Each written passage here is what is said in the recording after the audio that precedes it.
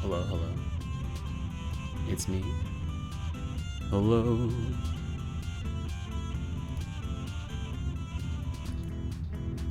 Alright. I know what the stream title says. Well, let's ignore that for a little bit.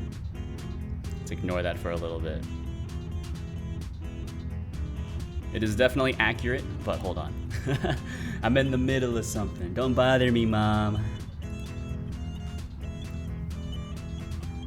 I'm enhancing my Discord bot. My Discord and or Twitch bot. So right now it technically does stream notifications, right? However, it does it in like a really naive way in terms of like messaging across the Twitch and Discord bot parts of the application. So, and I'm also like writing all this code in the worst way possible. So like this entire thing should be a function, right? Or at least this part, which is calculating the timestamp from the message snowflake, where the snowflake is just the message ID. So like technically all of these things are also snowflakes. All these just random numbers are snowflakes. So I guess you could say that they're all millennials, am I right?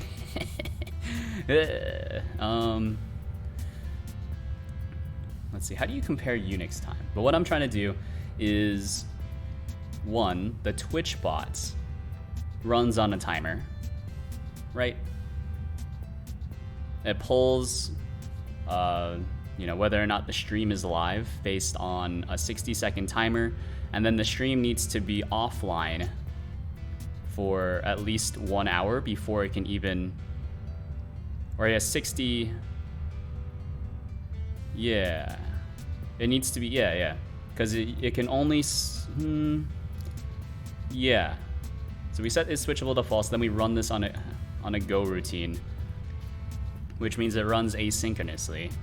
So it runs asynchronously, pauses for 1 minute, and then we need to be offline for 60 iterations. Each iteration is 1 minute, so that's 1 hour.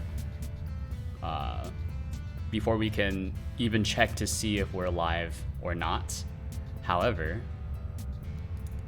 I feel like that's not actually the case. Something is kind of weird with how this works. Something is kind of weird with how the bot works. So instead of doing that, or I guess instead of just kind of blindly sending a message, we can also do a check on the Discord side and see, have we sent a message within, X amount of time. So this is what we're doing here. So usually what we would just do is, Discord bot, it's not database, it's Discord bot, session channel message send, blind channel here. So what this should actually do is read from a config file. If we want to get really fancy with it, it should read from a config file and then,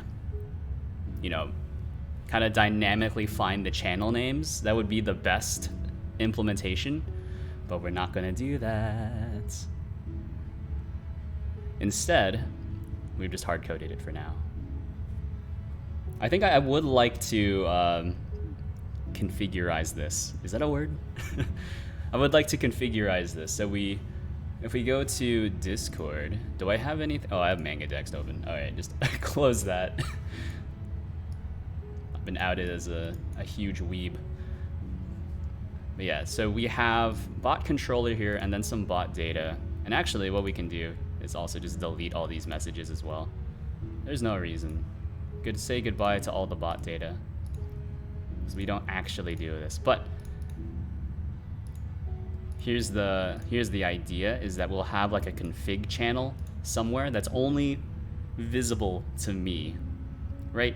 And then all I would need to do is probably just dump some JSON into the channel and make it editable, right? And so whenever the bots, it connects whatever, and then it reads from the bot channel or the bot data channel all the config options, and then it configures itself for both Discord and Twitch. So that way I don't even need to have a real database. I don't need a real database. What are you talking about?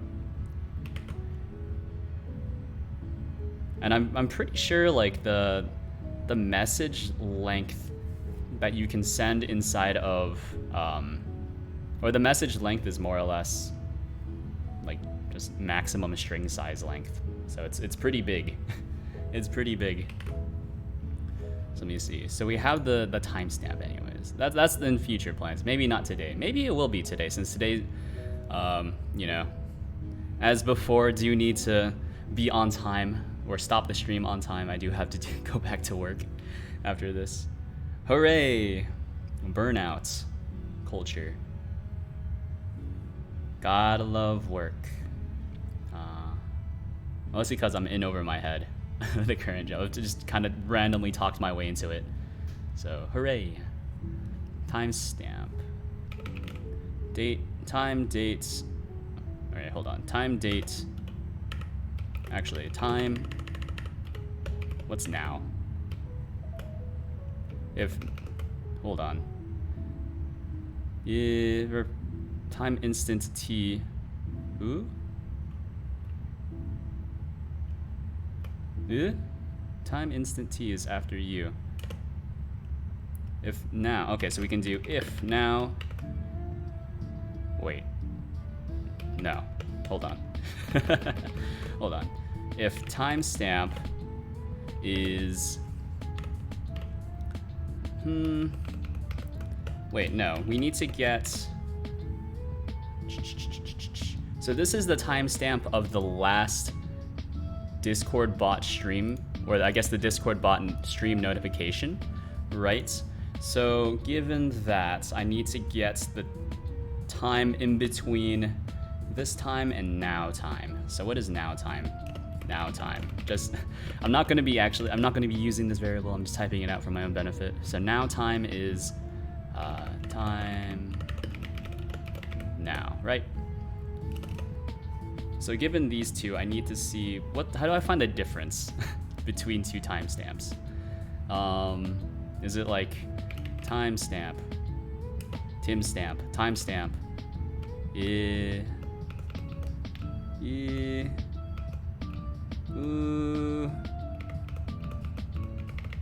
subtract, sub returns minus u if the results. All right, so it would be now minus the other timestamp, right? Right. Or we could do minutes, right?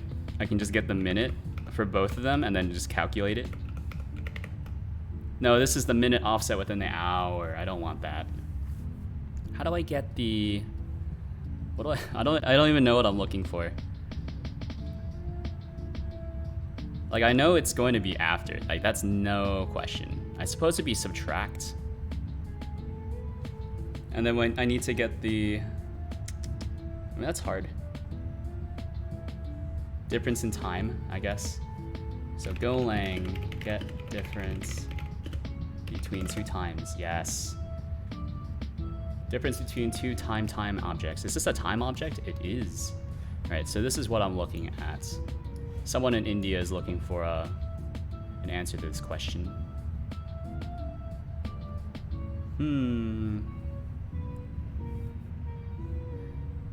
So, okay.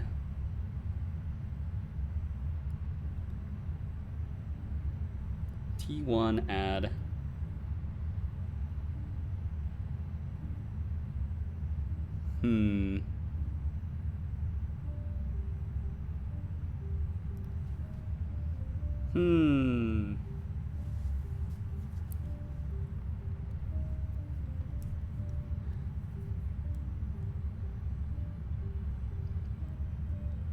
Hour difference. Okay. So that would be time now. So that's now, we'll call this now timestamp, right? And then if now timestamp subtract it, I guess just the regular timestamp dot turns the duration minutes. I guess we want minutes, right? Floating point number of hours, or we can do we'll do minutes. If this minutes is greater than 60, so that's hard-coded, by the way. Let's add a note just in case to do hard-coded I guess minute value should pull from central location. Very good, because these are going to be using the same duration, right? So this is the offline switch counter max, which is 60, and then this is also just 60. We're trying to avoid circular imports though, because I have a bad habit of doing that. Oh god. I've spent 10 minutes already. I thought this is going to be really quick, but anything that having to do with number calculations confuses me. For example, I just took this from the Discord website, so I'm not even sure if this is correct. Like, what is this operation? It's like a bit shift over by 22 plus the Discord epic, which Discord said was this number, so we'll just kind of we'll just hope that's okay.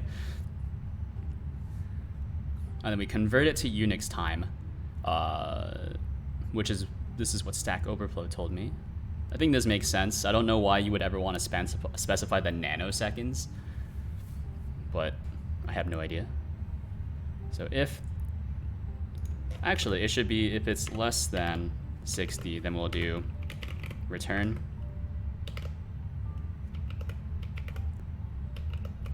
We'll just return, right? That's okay. Otherwise, we'll send the message to the interested parties, shall we say. All right, so hit me with a git status. What changed? Did some stuff with the Discord bot, and then also made the Twitch polling system more, I guess, flexible, right? It's more flexible. I think because actually, if it ever crashes when sending the request, I'm pretty sure stream notifications just go down entirely, which is hilarious. Because I forgot to have this thing here, which is set. It's switchable back to true, so we can, you know, basically poll for notifications in 60 seconds once again. So if it ever returns an error whenever we send a request, or we're unmarshalling the request, it becomes unrecoverable.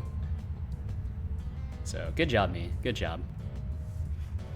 At least I've caught it. This is a really bad way of doing it in IMO though. There must be a better way. I can't think of one right now. Probably like storing it in a global, not a global struct, but you know, like a bot struct, and then it'll just be there. We'll think about it. Anyways, git commits. Hopefully make stream notifications more resilient, not resilient. Git push, just push it straight to master, dude. There we go. Then we'll go to Replit, which is where I host my bot. Hopefully you didn't send anything. Yeah, there we go. So give this a refresh. Booting the REPL. All about that booty. We'll pull it.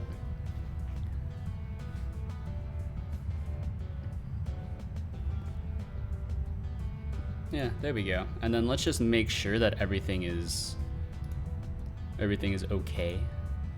Discord bot, we can scroll to the bottom, see that everything is there. Go to the shell, hit it with an ls rm main. No more main function, just in case we were not properly recompiling. That's always a scare that sometimes it works. Sometimes, you know, we don't recompile properly, and then it just kind of silently starts running again. All right, so we type in help. Yeah, there we go. Say hello to the bot. So you can see it's in chat, connected to chat.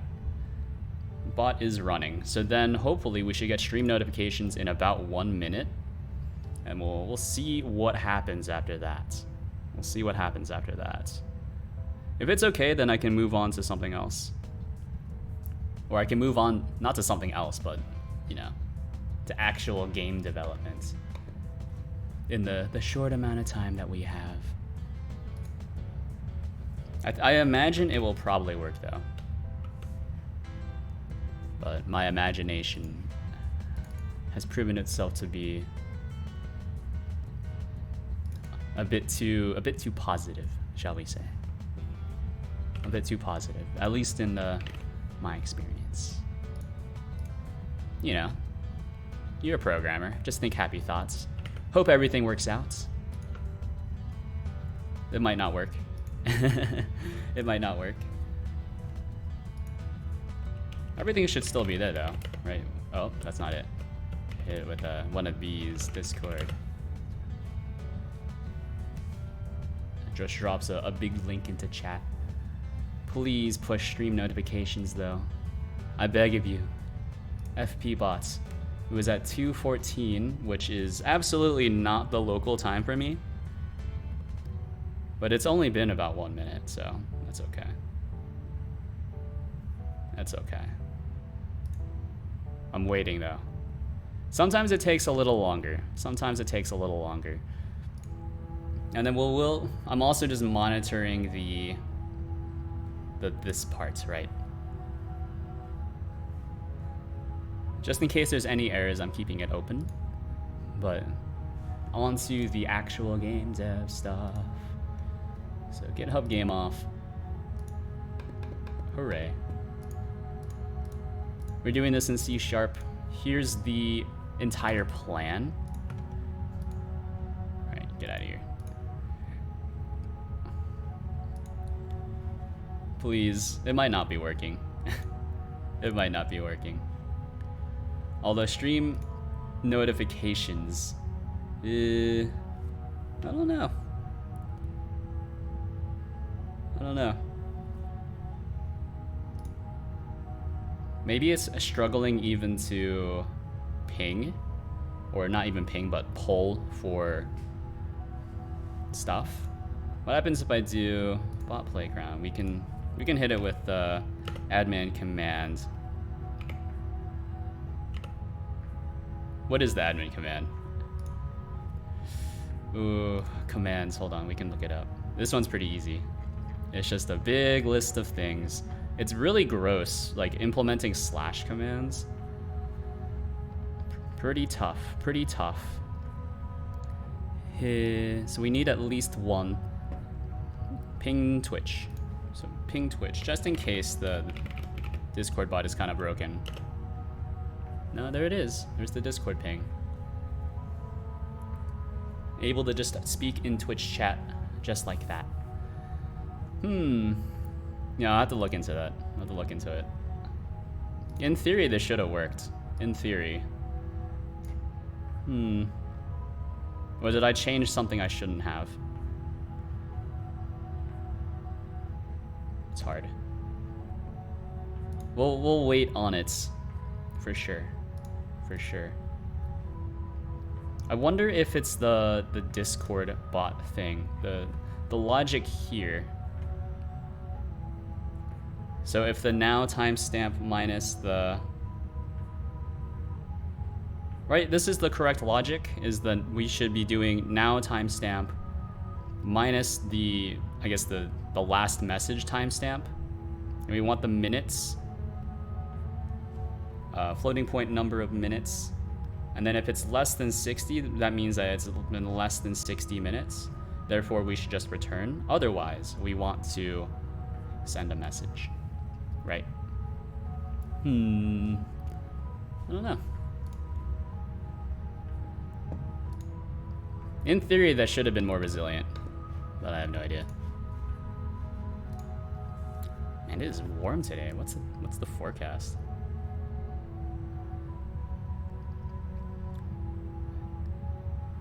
Yeah, well, it's like low 60s here, but it is 77 degrees in my home. Why is it so hot? But I also don't want to turn on the heater. Or not the heater, but the AC. Just turn on a fan instead. Really just destroy the audio quality of my stream. Hooray.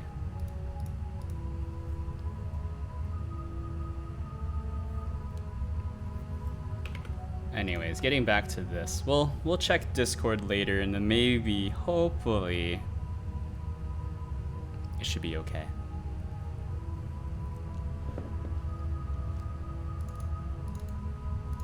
Alright. So given a unit like this, please don't open any of this stuff in C#. I wonder, editor settings. Is it possible to define whether or not we want to?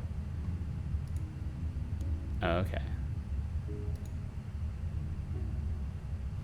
Alright, I guess that's okay. Yeah, there was just a setting for that, so that's neat. .NET CLI. So how does this work?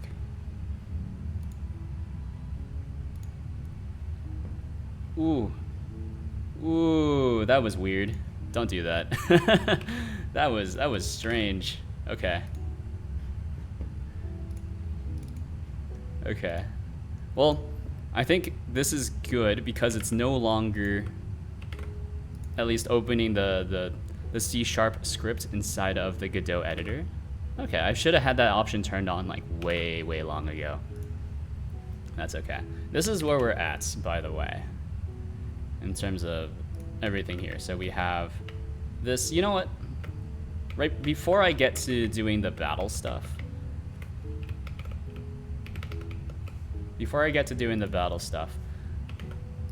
let's turn off the ability to walk diagonalies or in the diagonal. So,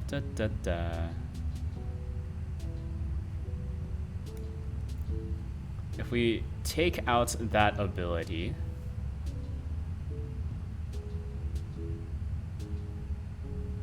here.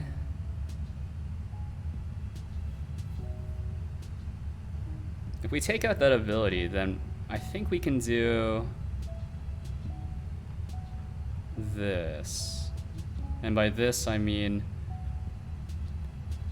intended movement. Intended movement. How did I solve the... Oh, yeah, this is how I solved it. Yeah. But intended movement. This is how I solved... I guess disabling your input during dialogue. This is kind of gross. I do want to refactor that, but it works for now. Previous tile position is your current tile position. So this is needed if you try to walk onto a tile that's already occupied. And of course the overworld screen, well, I guess not of course, but you know what I mean. Overworld screen keeps track of where all the units are, and then also calculates the screen position or the tile position to screen position. So that's neat. Overworld unit though. Intended movement. So this is just animation handling. How would I do...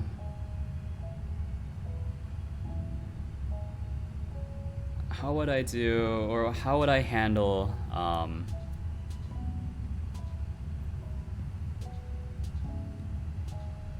handle like previous... I think I can use previous tile position. So based off of your, I guess, your current inputs, your current movement inputs, I think I can kind of manipulate your tile position to lock you to one of the axes, so the x-axis or the y-axis.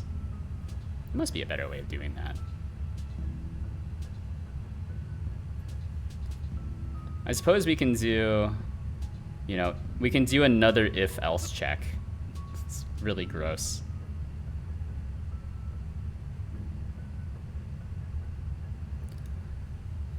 right? So if we do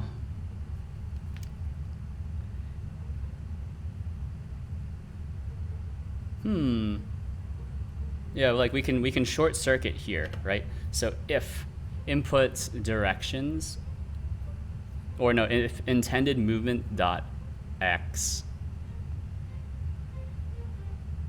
well, we still want to have it, right? We still want to register it so you can, I guess, input buffer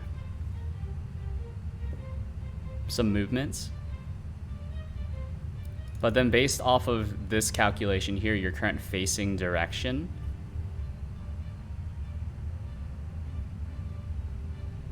yeah.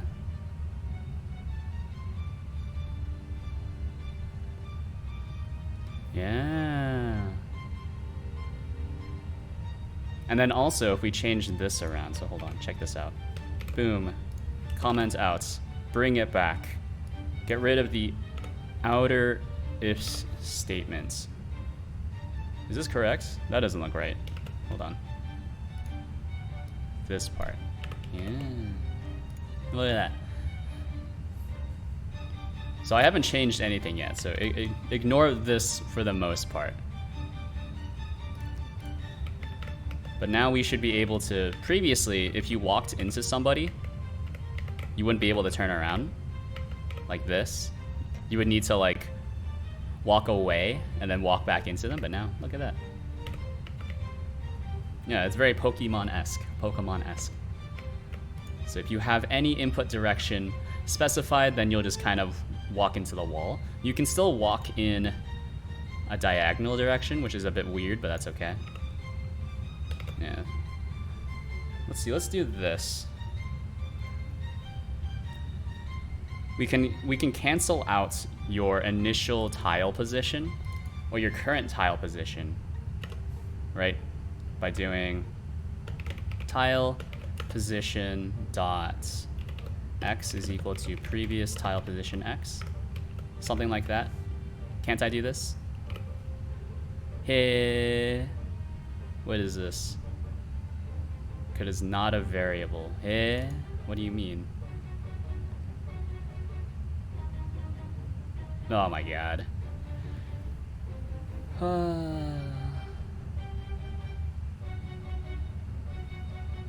That's annoying. Yeah, so this is behind a getter. That's really annoying. Okay. So let's do protected vector 2. So this is just lowercase tile position, which is vector 2 0. Luckily, we have all this. So we can do a get set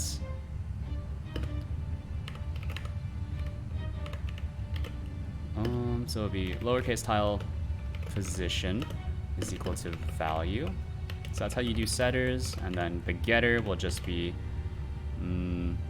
just return tile position, right? Phenomenal. So this will be lowercase tile position. X is equal to your previous X. North, south, blah, blah. And then these will be modifying the Y value instead.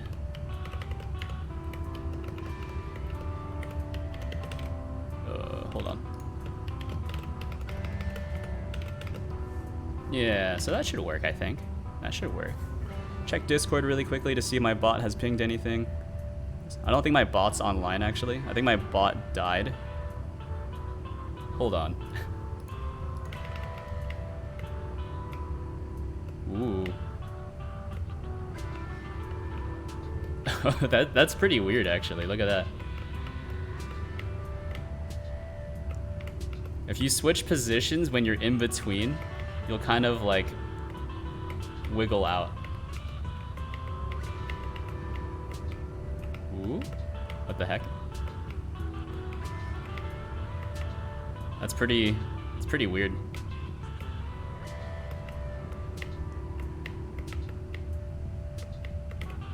That's very strange. It's like the tile position's getting mixed up somehow. Oop. Oop. How is this? What is this? I think the tile position's all kinds of messed up at this point. Also, let me check my Discord thing.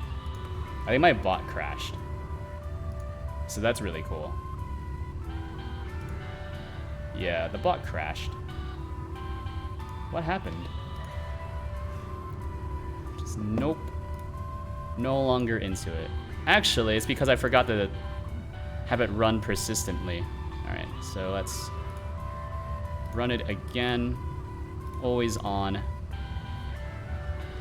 Have it just kind of run at all times. There we go. Connected to chat. Yeah, there we go. Well, we'll keep an eye on that. What do you say?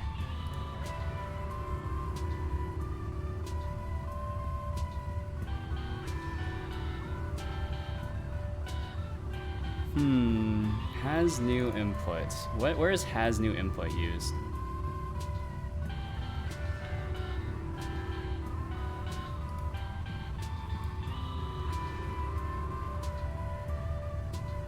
Okay. So we can do little if statement. If, well, yeah, because it needs to be based off of whether or not it's north or south, right? So I wonder if we move it down like this. So we handle east-west properly. No. We do need to do like an if statement, right? So if has new input. This is gross. This is also very gross, but but this was what was causing the issue, right? I do hate this solution though. Let's just do this for every single one of these, and we'll press save to get some nice auto formatting.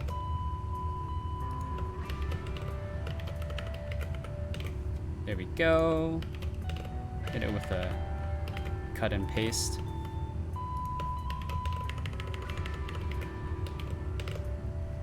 Okay. So you're moving, if you're moving south or wherever, if you're moving up and down, then we should cancel out your left and right movement. All right. There we go.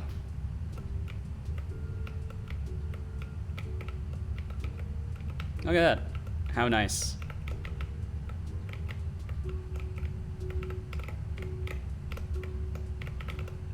So you're not really able to do the Pokemon thing and just like really quickly tap left or right to change your position. But I think that's okay, right? That's okay. We could have like a timer or something. Possibly, it's like if you have held down the button for this amount of time, then you should actually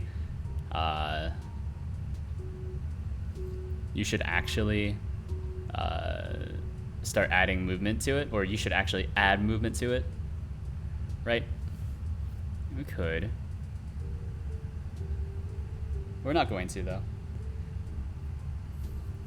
We'll add a to do. This is like to do, add timer, or add way to quickly tap to, I guess, rotate in place. So that's neat. That works.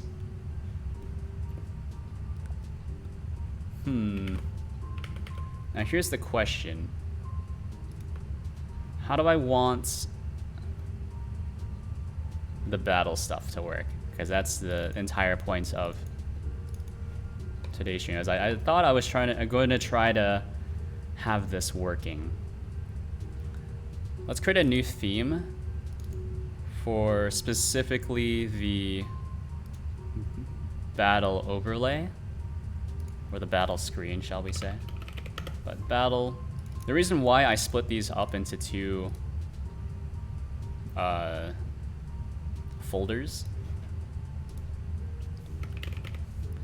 is because for some resources, it's nice to just be able to reuse them really quickly. So, for example, like the panel background on a lot of the buttons, it's nice to be able to save.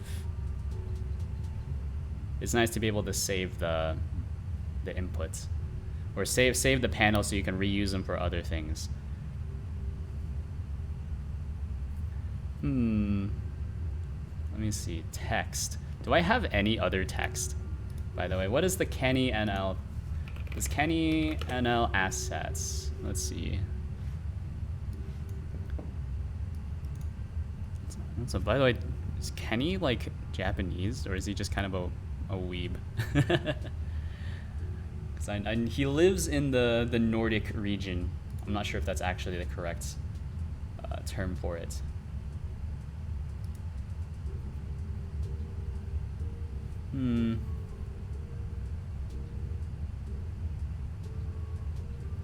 Yeah, we can use Kenny Future. Let's use Kenny Future Narrow, or Kenny Future Square. Yeah, but this is written in katakana under it. Kenny, with a long ni sound, e sound at the end.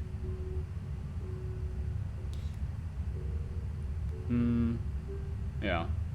Kenny Future, probably Square. So let's grab that. Open up a new thing. Go to my documents. I have nothing to hide here, except for those. Don't look at my Postman environments, even though there's nothing in there that could possibly incriminate me. Incriminate is not the right word, by the way, but there's nothing in there that exposes any sensitive information. It just feels weird having my Postman assets just there, right?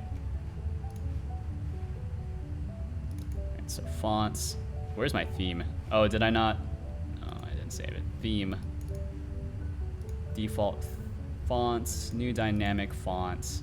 Fonts. Quick load. So we have Kenny Future and Kenny Mini. I think it's Kenny Future. Pretty sure all the free Kenny fonts are all pixel fonts, more or less. That's okay.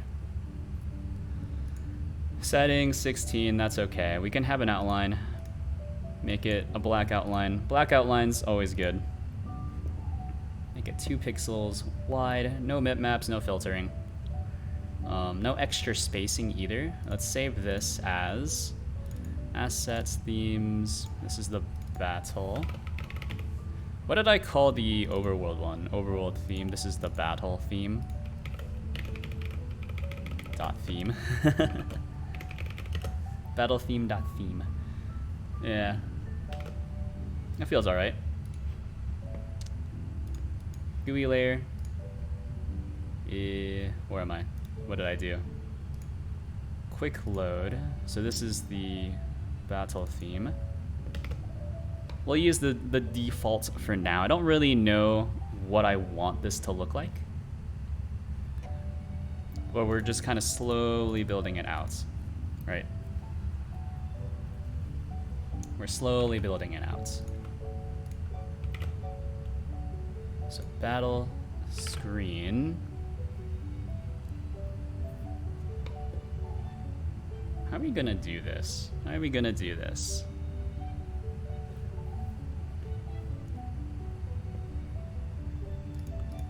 So these are the 2 anchor points, and then what I can do is I can duplicate them. So this is player anchor 2, and then we can just kind of manipulate the top value. So we'll set this to be 0.3, and then 0.3, 0.4, 0.5, right? Probably a 0.3.5, right? We'll see. I need to be able to fit 4. I'm thinking 4 on 4. That's usually pretty good, right? So that was 15, so this will be 0.5. Ooh, starting to run out of space. We'll do well, this might be a bit too low. Now I'm thinking about it. So 0.15, 0.15. So this is just a point. 0.15, 0.15. Then this can be 0.3. And I know that the way I'm doing the positioning here is really weird, but you know, F you, I won't do what you tell me, etc., etc. What a classic song. So that'll be 0.6, and this will be the last position. And then these are all just kind of relative screen positions. Yeah, that's okay. So enemy anchor would be roughly the same, yeah. So player anchor, call it 1. Start indexing at 1 for these. It's heresy, I know, heretical. 0.15, 0.15. Oop.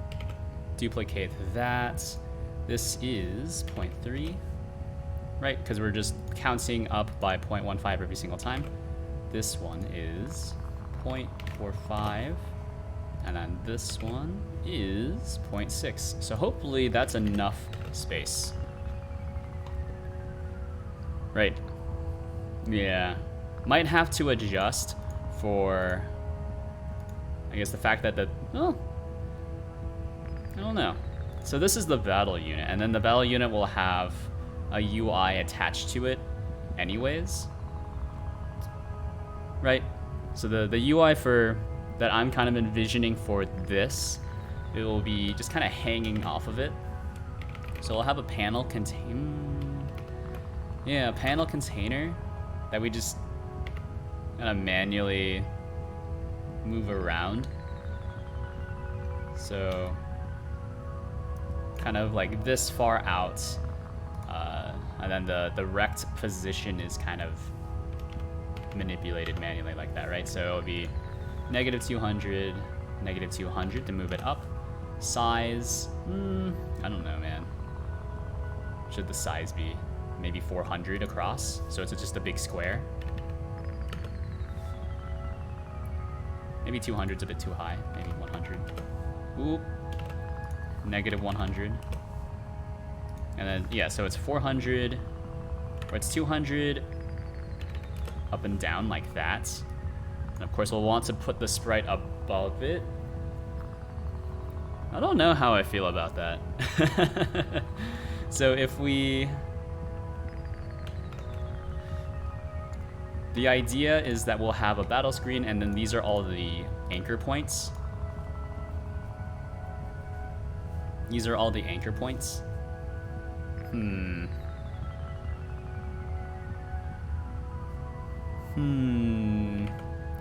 also, how would you...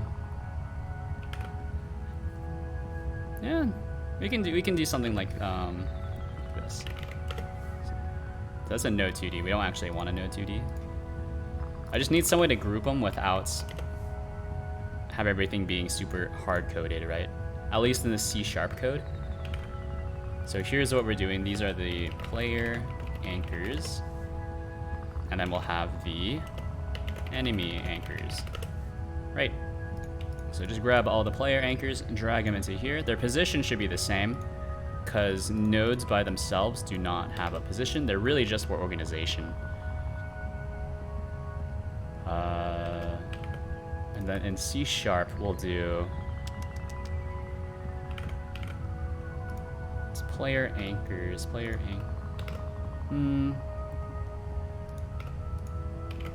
anchors. So these are nodes whenever we get them. Right. And 4 each.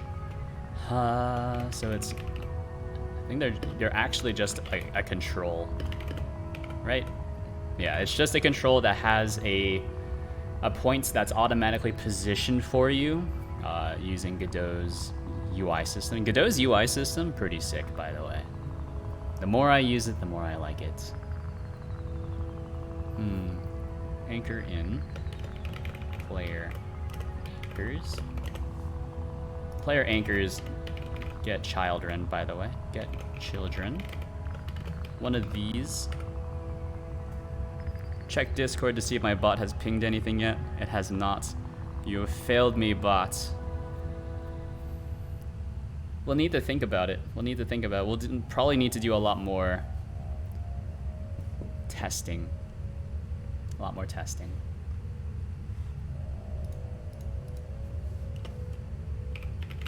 Or at least a lot more logging, and actually like log to a persistent file. That's hard though. Control anchor in enemy anchors dot get children. So what do we want to do? So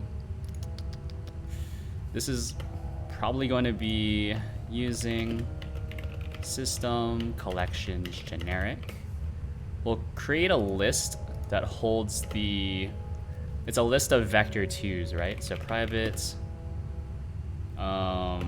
list of Godot vector2 data structures, and these are all right, hold on. Rename symbol player anchors node. There we go. Rename this symbol to enemy anchors node. Right, and then this would be like actually player anchors. So this is a new list of vector2s, empty list of course, because we need to construct it every single time. Because why not? In theory is really easy. Enemy anchors, this new list of vector2s. Yeah, okay.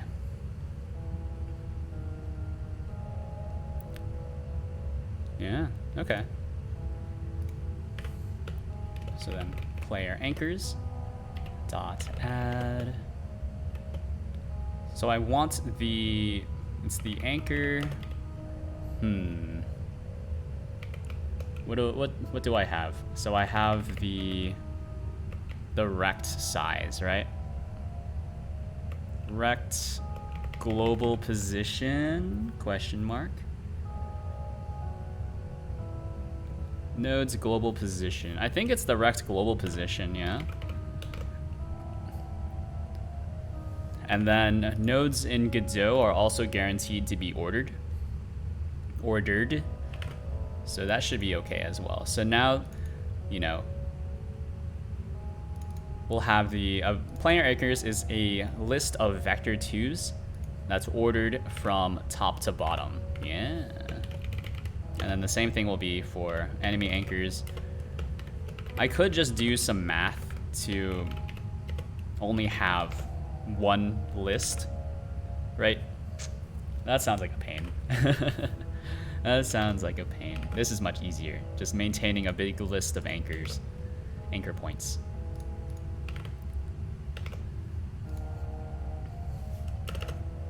Okay, so let's give this a test. So we'll do,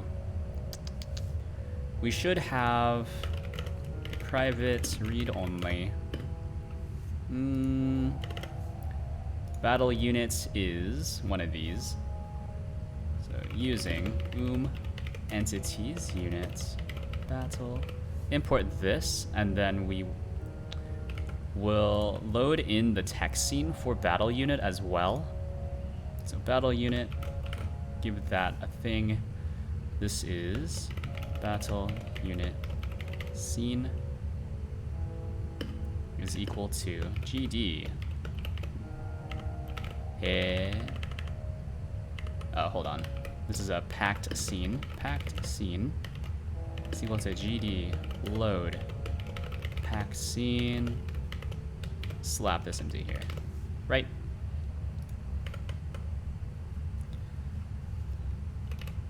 To do. This is just for testing as well. So whenever we load in the battle screen, I want to see if these things will load in properly and then display on this overlay. So we can also go to the overworld, load it up. We can add another NPC. And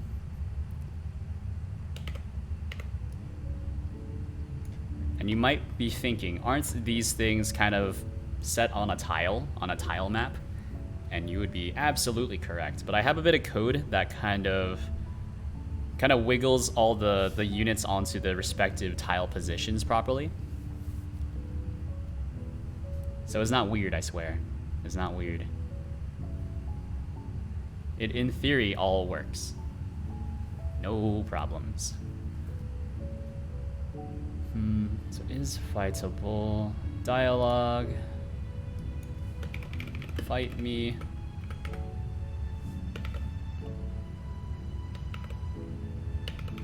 Scrub. Is fightable. And then we can have a handler somewhere, and probably the GUI layer, I would think.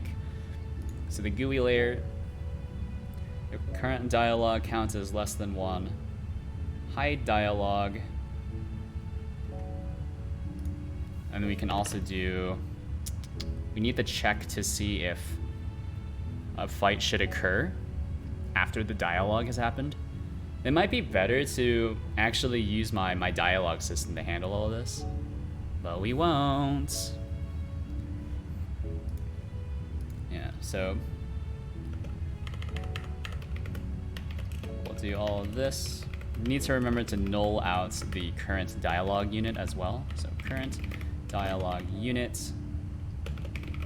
What was that? What did I call it? Is fightable. Is fightable. Hold on. If is fightable, then we will have to grab a reference to the battle screen. Hopefully I have that preloaded in. I don't. Also, we don't have a handle onto that either, so we'll do using screens battle. There we go. Hit it with one of these. Private, read only, pack scene. So this is the battle screen scene, battle screen scene. GD load pack scene. Just gotta learn that you're loading in a pack scene. You're not loading in the class. It's only when you instance it in does it become a class, or you need to use the actual class, right? So now this would be battle screen. Battle screen is equal to battle screen scene instance. Hooray. Yeah, so now we have the battle screen, and then we'll probably just add child it. So GUI layer, we can do a get parents, or maybe not, GUI layer, if we just add child here, it should just work anyways. It doesn't matter where we slap it down. That's what I think. That might not be true. That might not be true. So to do testing, we'll do for each. These are vector2 vec in player anchors. So we'll create a new battle unit. Battle unit is equal to battle unit scene.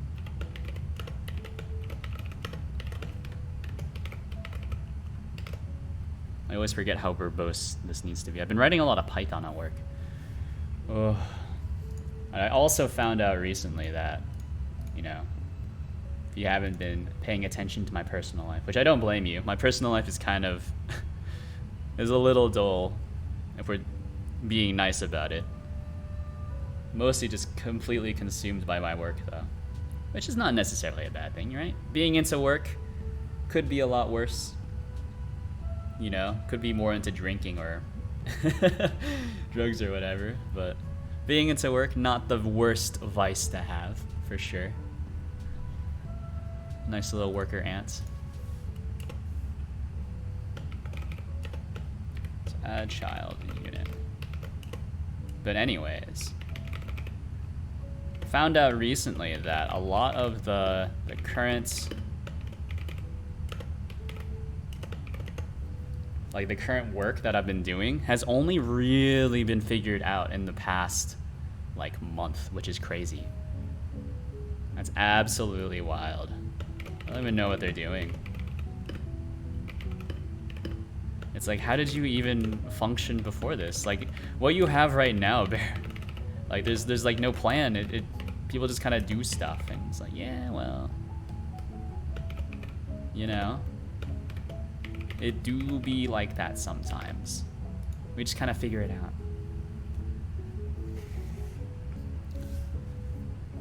Things change on a whim, which is weird because I'm working at a bank. That's why I'm weirded out, by the way. It's because things change really quickly.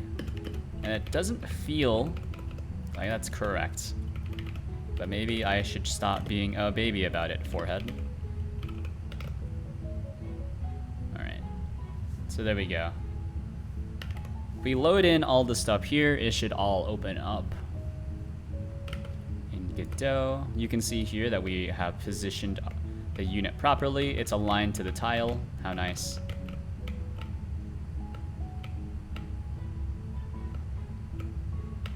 Oh, that's weird.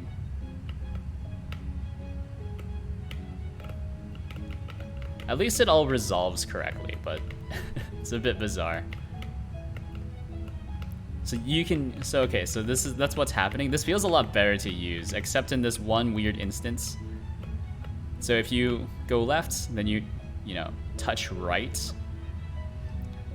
it actually zeroes out your movements. But then if you release right, you no longer go left. But then if you hit right again, now you'll start moving. It's a bit weird.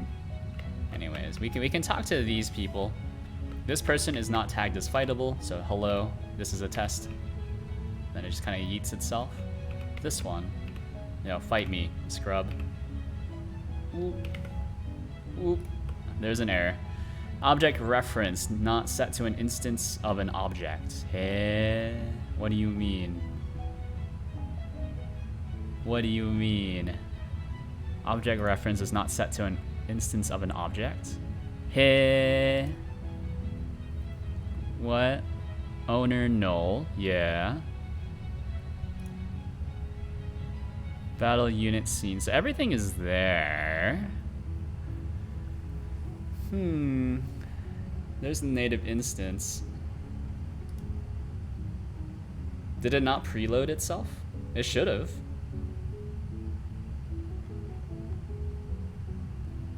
So this is an actual thing. Object reference not set to an instance of an object. Hey. So what is this? Is this a thing? So battle screen. No, I don't care. What is the non-public member? So this is a pack scene, and this actually exists, right? Yeah.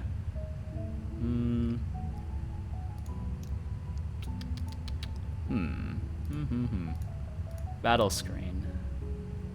Add child. So this actually exists as well. Object reference not set to an instance of an object.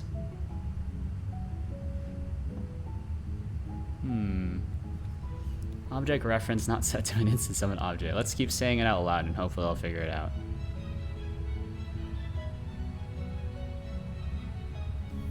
It shouldn't matter.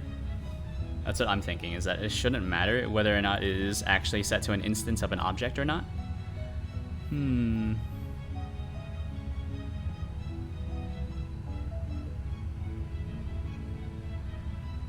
It's a bit tough. That's a bit tough.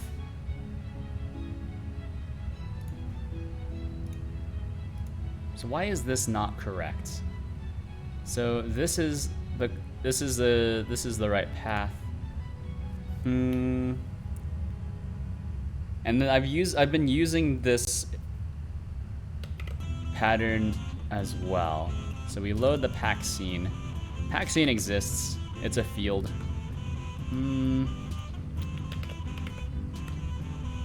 I don't know, man. Open up the battle screen. Like, this exists. Let's debug it like this. It's usually better to run from the editor from here. You don't get the nice, you know, moves over for you like that, but it's okay. Fight me, scrub. No, Object reference not set to an instance of an object.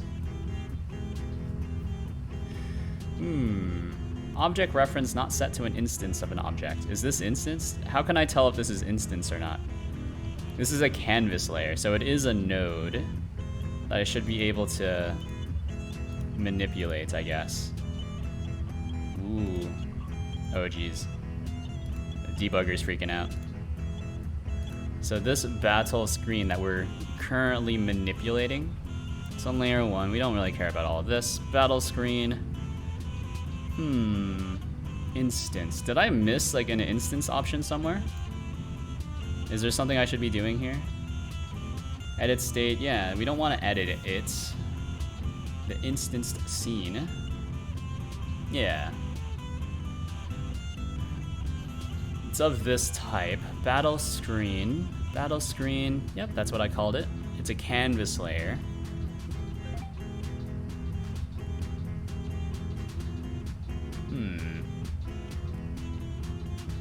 Am I not able to...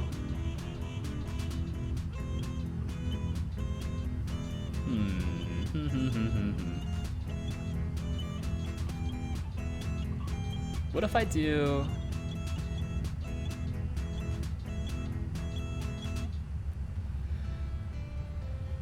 Is it because of this? Is it because of this? It's because we're doing like a multiple read-onlys in quick succession when we shouldn't be. So if I do like a private static, can you do that?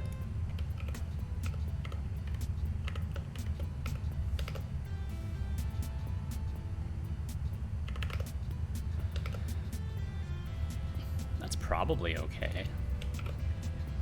I wonder if that's what was causing the problem though. So the idea is that we only load it in once, maybe. So that should maybe make a difference. I have no idea. I'm just kind of grasping at straws. Alright.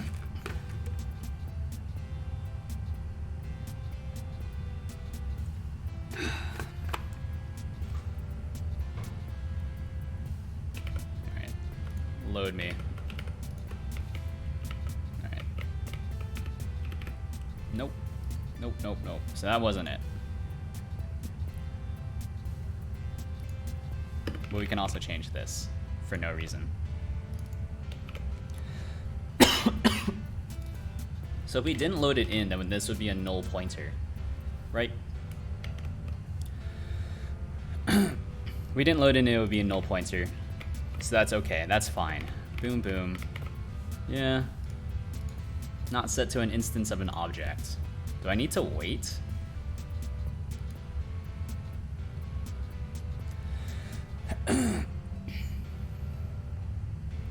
Do I need to wait? That doesn't make a lot of sense. That doesn't make a whole lot of sense that I would need to wait. Can I do like a call deferred? Like, so like call deferred add child battle screen, right? That shouldn't make a difference. Maybe it takes a little bit longer to the setup and therefore I need to do it like that. Oh, interesting. Yeah, okay, sure. Not set to an instance of an object. That's so annoying, dude. Alright. So what's the exception? Is it the anchor node? Yeah. Yeah. This. Pretty much all of the... We have the one static member. Ooh. So lots of notifications? What the heck are these? Those are just constants. This is a static thingy right there. Let's see. That doesn't seem right. Or this is a private static, huh? Yeah, okay. Interesting. Enemy anchors. Enemy anchors node.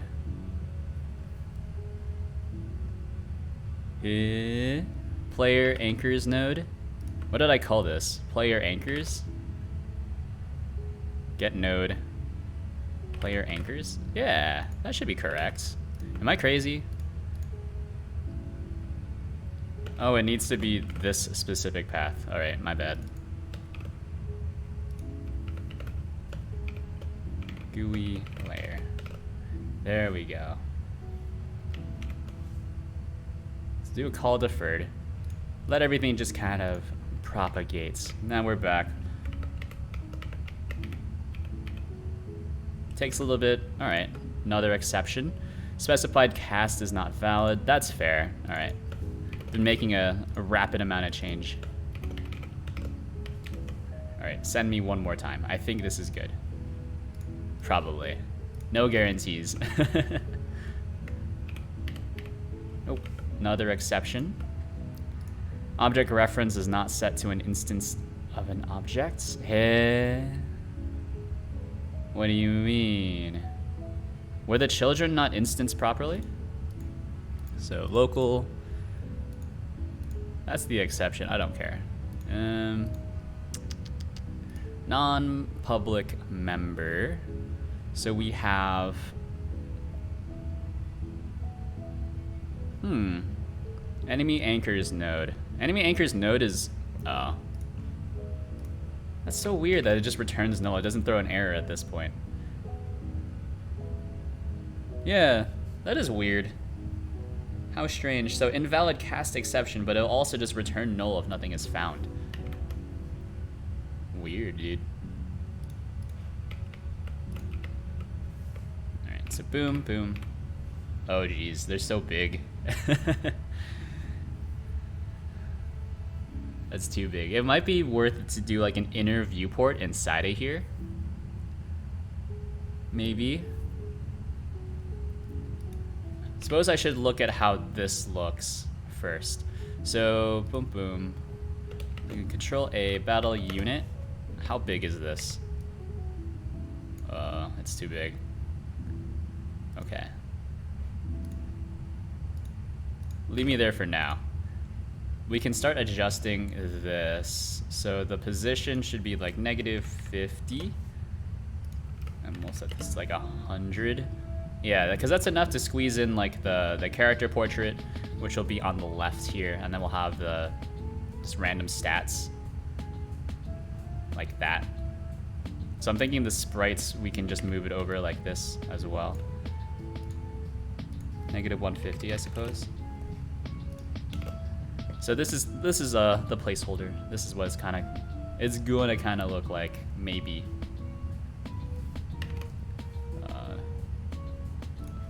What was the debugger? That's okay. Run it from here.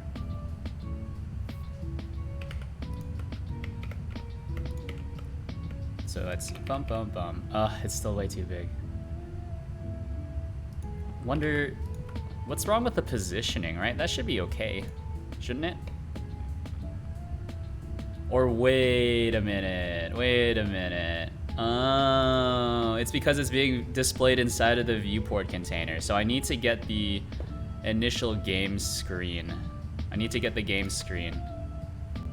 And then kind of slap it into there. So I don't want to do this, right? What I want is to grab the game screen from here. So App Manager will have a reference to the main game screen at all times. I think that makes sense. So game screen. Right. App Manager needs a static reference to that. So that's our palette swapper. That's fine. So private static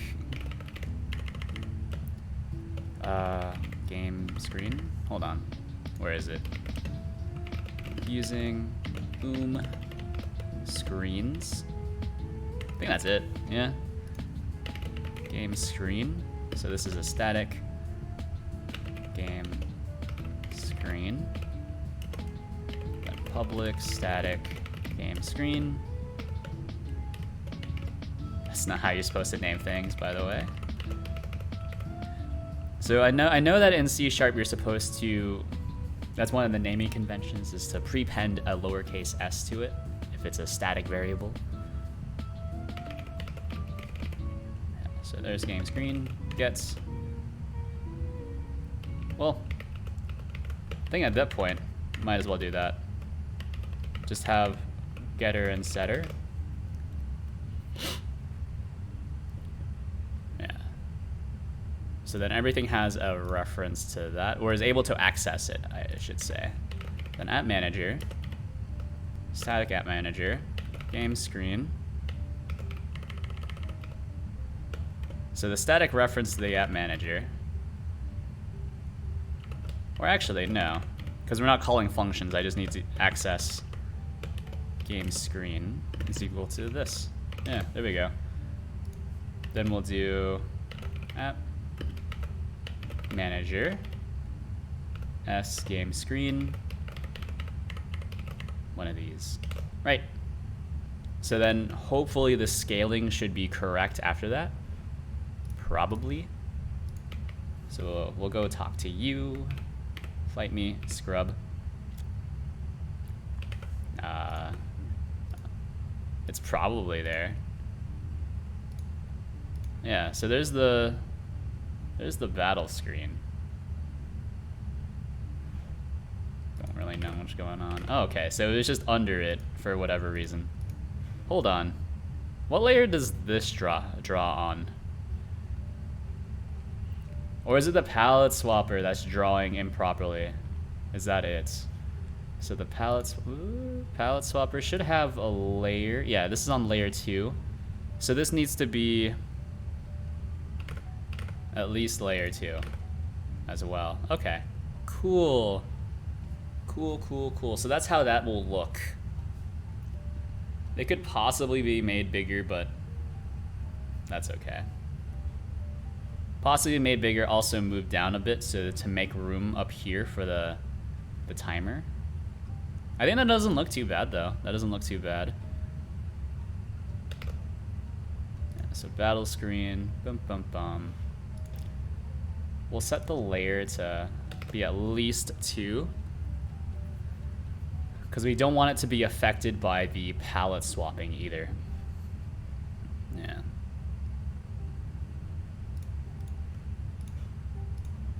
Alright, so I think the anchors need to be moved down a little bit.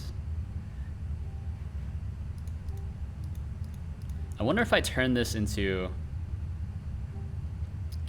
If I just turn this into a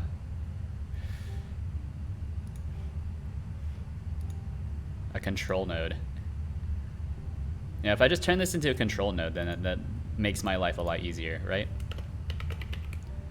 And then we can rename these to 1, anchor 2, anchor 3, anchor 4, right?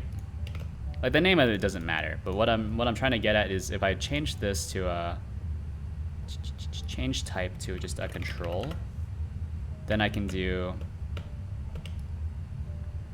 wiggle it down a little bit, and then all the other positions should be, oh no, okay, undo me.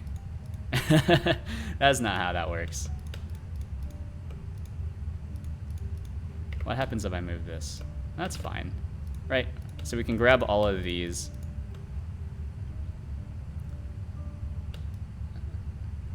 Move them down a little bit. Did that work? I don't think that worked. Let's undo. Undo me. Redo me. Alright, so top. Let's call it... I feel like 0.2 is a bit too low. But that's okay. 0.2, 0.3. Let's call this 0.4. And this one 0.5.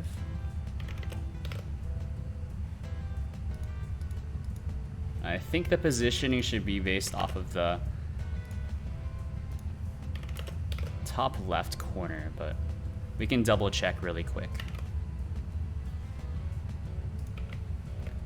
So when this displays, it should be offset. Oh, now they're way too close together. Yeah, it needs to be, they do need to be 0.15 off. So this is 0.35. This is 0.5, and then this should be 0.65. Yeah. And then say goodbye to enemy anchors. What we will do is we'll just copy this over. This is enemy anchors. Then we just need to go through all of these and change this value to 0.8. It's tedious. There needs to be a better way of doing like a mass node change in editor. I'm not sure how you would even have that doable, I suppose. Maybe if you have a bunch of nodes of the same type selected, then you'll be able to change common properties on them. Because right now it looks like you should be able to do that, but what's actually happening is oh, you know what? Total liar. That is how it works. Interesting. That is how it works. Neat. So, node not found. Player controls relative to, where is this? Battle screen. Oh, okay, hold on. Oh, you know what? It is throwing errors. I'm just too dumb to realize it. Nice.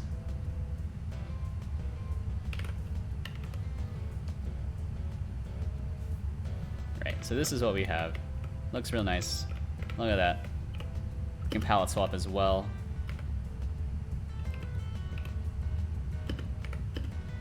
And then these shouldn't be affected by the palette swap, or maybe I should bump it up to the next layer above the palette swap layer, because it looks like it's being affected by the palette swapping anyways. But yeah, so we'll have, what I'm envisioning is that this is your command bar here, maybe. Or maybe these can overlap, and then we'll do some kind of fancy Z-axis reordering to kind of push them to the fronts, and we'll have all kinds of nice animations or tweens to tween it up, tween it bigger, tween it smaller, etc. And then this will be your standard Final Fantasy, you know, your way to do stuff. Also, you're still able to walk around. How amusing.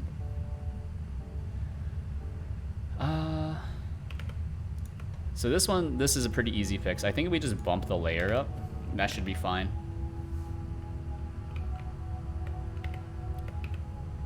So,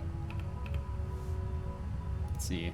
Yeah, see, now it's not affected by the palette swap anymore. Nice. And so the player health, player mana, player random stats, I guess, and you should be able to click on things inside of here as well. So there's a bit of mouse control, and then you, the player, should still not be able to move, right?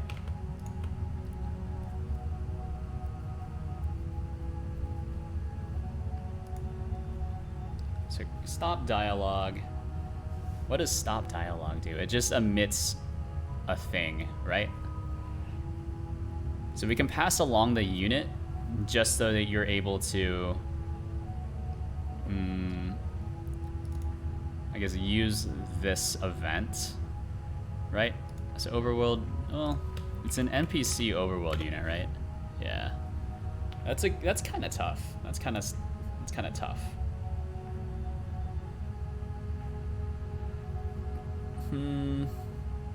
I feel like that these should be emitted from something that isn't this unit, if that makes sense. Huh. I'm unsure. Oh,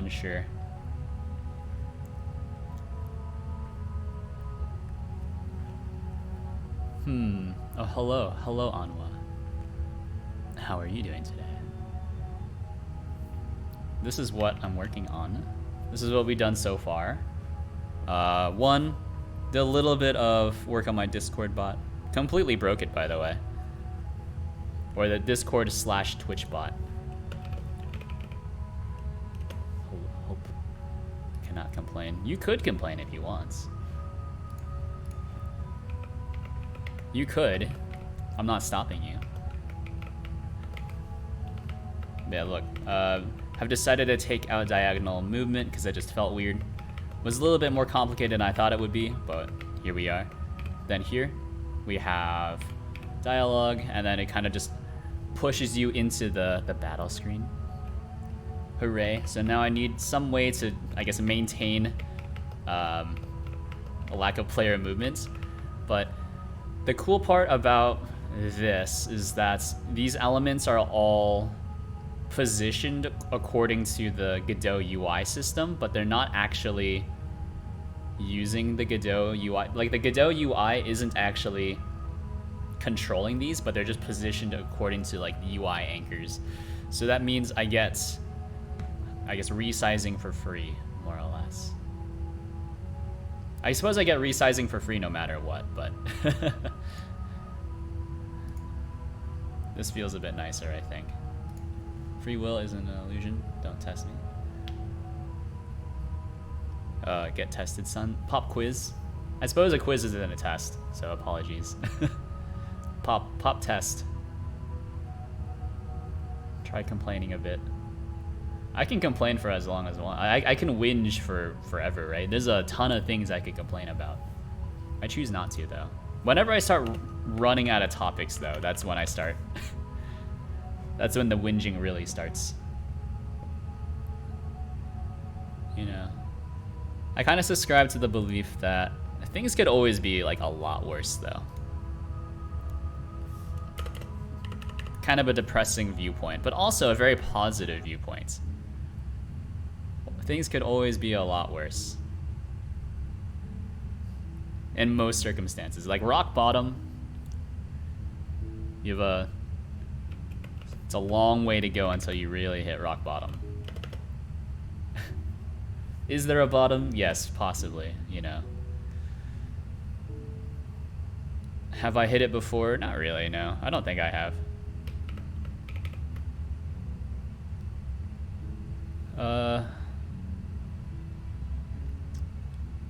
But I also don't want to know what that feels like. Do not want to know. What were we talking about? Using entities, units. Yeah, I kind of really don't like how I've done this. What is the folder structure? So we just have a bunch of units. Oh. Overworld. I guess that's okay. That's okay. Right, so then we have a... Looks like a public... control public overworld unit. You know, unit, right? Or I guess original unit. I guess unit being fought. What's the word I'm trying to go for here? Unit being fought? That's not real. That's a horrible variable name. Unit being fought. Unit in conflict with battled units. Battled unit. That's okay. Battled units. Hit it with a get set. It's initially null, but then we'll set it here, like so. So battle screen battled unit is equal to current dialogue unit. Right. And then here, this is where we start doing some weird stuff. So if it's fightable, then we'll do this. Otherwise, we'll stop the dialogue. Yeah. And then this is the kind of new approach to, I guess, if-else statements I've started doing a lot. Is if you short circuit, or if this is like the only like clause in your function, it's just if-else, then you should just have the one if statement and then return from that.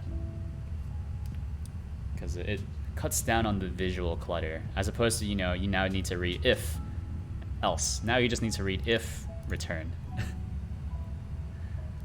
It's a very subtle change, but it also lessens code size, unless you're trying to go for like really long blocks of code. You know, if you're being paid by lines of code, I got bad news for you. But I'll say good news for you.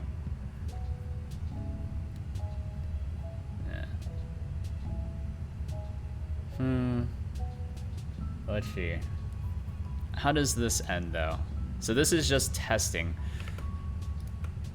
What should be happening is that it reads in the battled unit, or the overworld unit. That's not even the overworld unit, right? It should be the NPC overworld unit. Right? And then the NPC overworld unit has an array of pack scenes. And so we can, you know, assemble a team. Actually, yeah. So why not do that right now? Why not do that right now? So we'll go to battle and we'll just, I don't know, quick load battle unit. Is there a way for me to duplicate this? Yeah, I thought that doing it this way would be faster, or at least easier to understand, because it's more visual, right? Everyone loves visuals. But maybe not. Maybe not. Because that feels pretty clunky. You are able to like visually reorder these, but nothing really happens because they're all the same. Anyways, let's do this. I think I need to have like a player team or player party struct or just object somewhere so I can keep track of which things should be spawned in, right? So battle screen, right now what I'm doing, you can see even here I have a big to-do note. So we're just doing for vector 2 and the anchors, do a thing. But actually what we can do is, since we can guarantee that we'll have this thing here, because of course if you're talking to a unit, right? If I talk to this unit, we'll be storing it in the, I guess the dialogue thing, so that we can end the dialogue and let you keep moving. So I can guarantee that this will be here because it will always run through this entire process. Or we'll null pointer and then we'll just figure out what happens after that.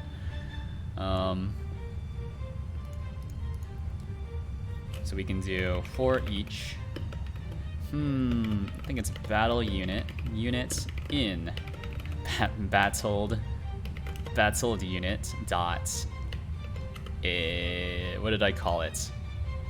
Team. I think that's okay. Is this right? That's how for each loops, right? Work. Huh? Oh, it's a pack scene. Oh my god. Okay. So it's a pack scene. This is a unit scene, and then we'll do. So they're going to be some sort of battle unit, right? So unit is equal to unit scene instance. And as long as I keep my kind of type hierarchy in mind, entire inheritance tree in mind, this should be fine. So this is spawning in the enemy team. So we'll do, no, this needs to be a for loop. I can't do a nice for each loop. All right, so for int I equals 0, and then while I is less than battled units dot team dot count question mark, we'll do I plus plus. I think that's okay. I think that's okay because I need to have a counter so I can access the spawn positions as well at the same time. Yeah, that's a bit weird. And is that correct? I always get confused when we're doing when we're counting up. Yeah, that's correct. Probably.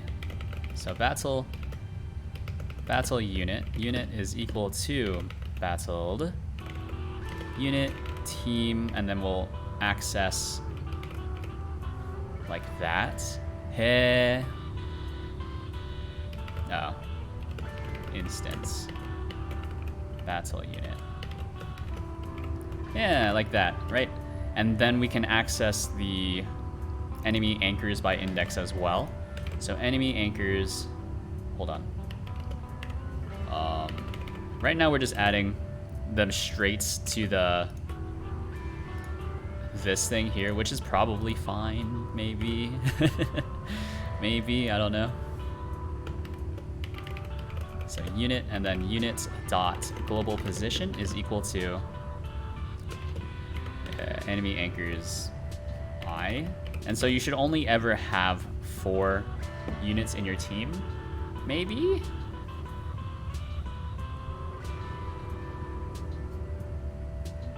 I guess.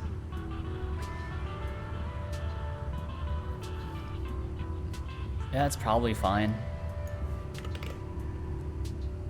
All right, so we're still testing the player stuff because I don't have that class set up yet, so that's probably not gonna work. But this one has 4 units, so what I'm expecting is just the same thing to happen. Yeah, okay, cool. And also we cannot move. Although, amusingly enough, you can just do this. You can, look at that. I think that looks okay. That rotation.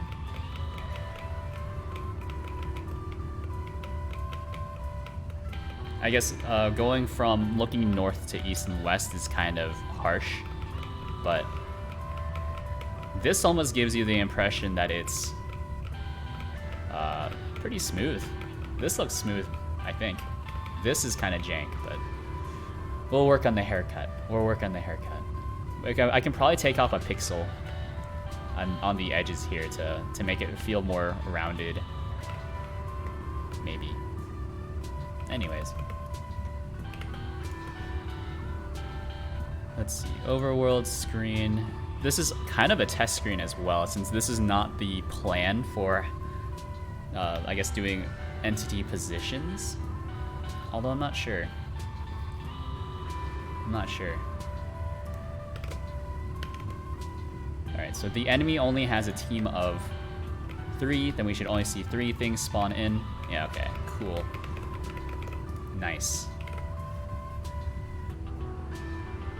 Player overworld unit, by the way, can input unhandled input.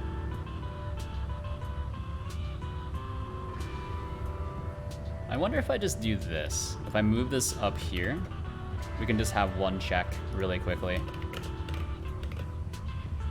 And if this will kind of solve some of the weirdness with dialogue controls, or basically whenever I take control away from the player. Okay. So we can't move there. That's good, but we were giving control back. Fight me. And then there's no way out of this, but okay, cool. I think that's probably better. Right, so we'll need, let's hit it with an else if. Because we'll always be hitting all of these in the, linearly anyways. Dialogue started, blah, blah. This is all good. Let's give this one more test to make sure I didn't have any regressions. Has a tendency to happen. So I'll talk to you. All right, good. Okay. So, bum. As a team of 1, and then I need to create like a player party struct. It's not really a struct, but data structure, we'll say. It'll be a class. Yeah, because I think the difference between structs and classes in C# are that structs are passed by value, whereas classes are passed by reference. And so it's a very subtle difference, but there is a difference. It's not actually, that's not subtle at all, but it's a very direct difference. So battle. I wonder if I should have like a model folder. I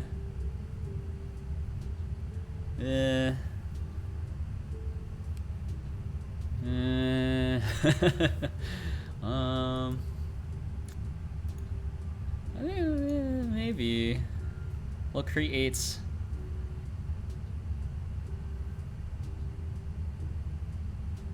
we won't create anything.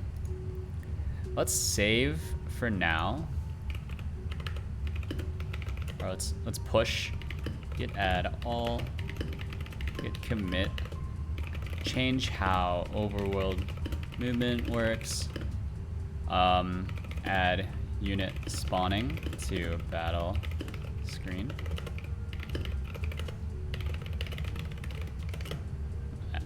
Look how fast that is. All right, so new folder. I think we're gonna just have like a model folder. And so this will be, we'll call this player team.cs. I was about to also create like a, we'll go full like abstract team, then there's the player team, enemy team, but that's starting to get really complicated. I think it's better to just have like a separation of concerns almost. Right, player team will work. Oh man, that's tough actually. That's tough. Simplicity can be good. It can be good. It can be good. But, I suppose the hard part is I need to figure out how to store.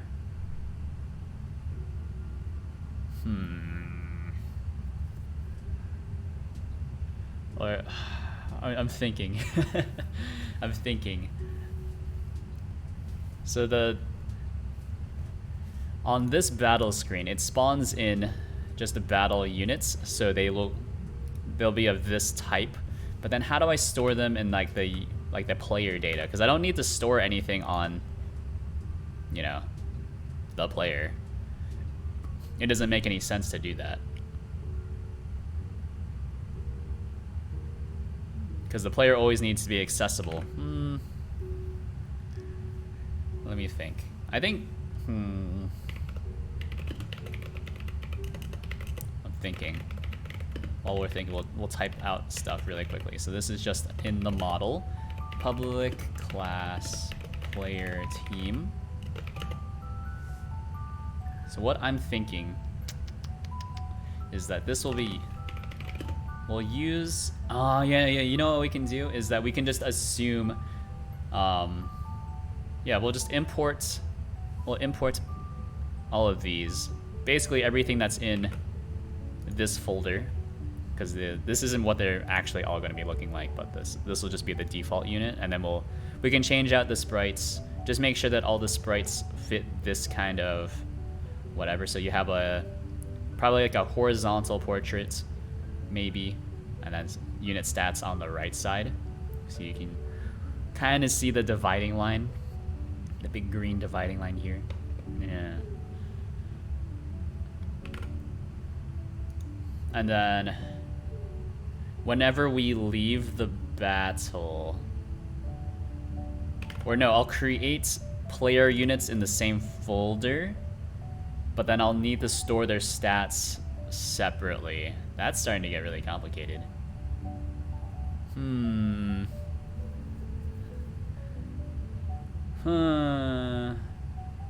Or maybe we can do some trickery, some node trickery. This could potentially lead to a memory leak as well, so I gotta be very careful. Maybe instead of, I guess, just relying on the Godot scene tree to clean up, you know, so once we're done with the battle, right, we kind of dispose of the entire battle screen, and then Godot takes care of disposing of everything else that was loaded in. But maybe for the player units, I will, I guess, remove them from the scene tree so that they won't get disposed of. And then when I create the battle screen again, then I pull from this containing class and then just kind of slide them back in. I think that makes sense. That makes sense. So we intentionally kind of orphan some nodes, so they just kind of float out in space. And then when we quit the program, then we'll need to dispose of them. But we'll figure that out when the time comes. Yeah, I think that makes sense. That makes sense. It's still kind of complicated, but it's okay. Probably the hardest part is reinitializing the units afterwards.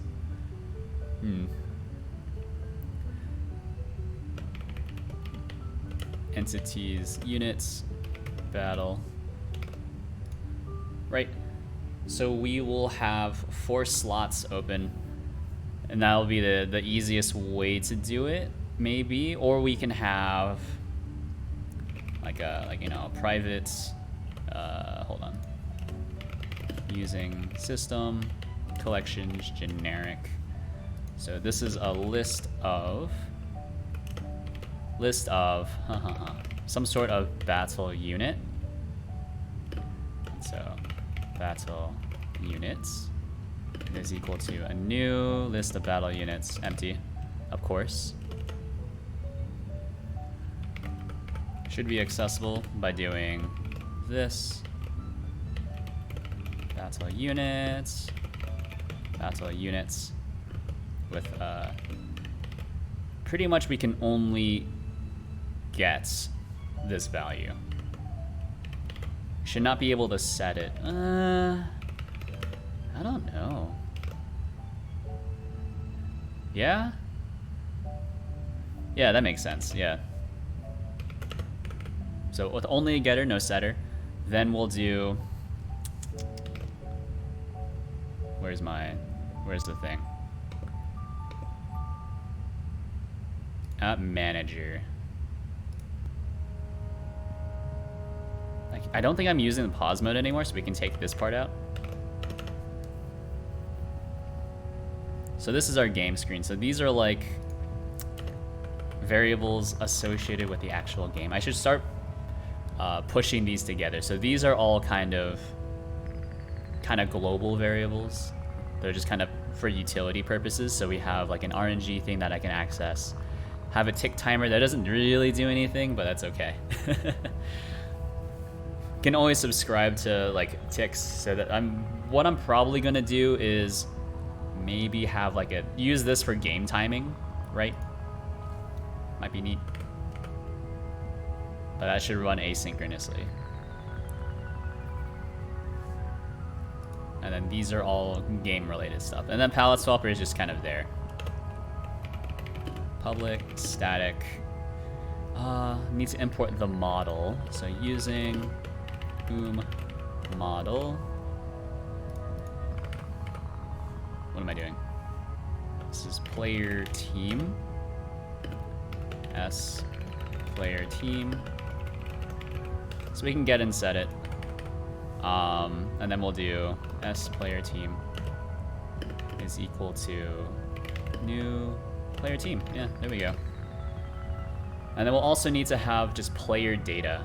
Oh, actually, then we'll need like another model as well, just like random player data, because this entity here, if we start up the project, this is more or less just like the avatar in the world. There's no data that's stored specifically on this, besides like the player position, of course.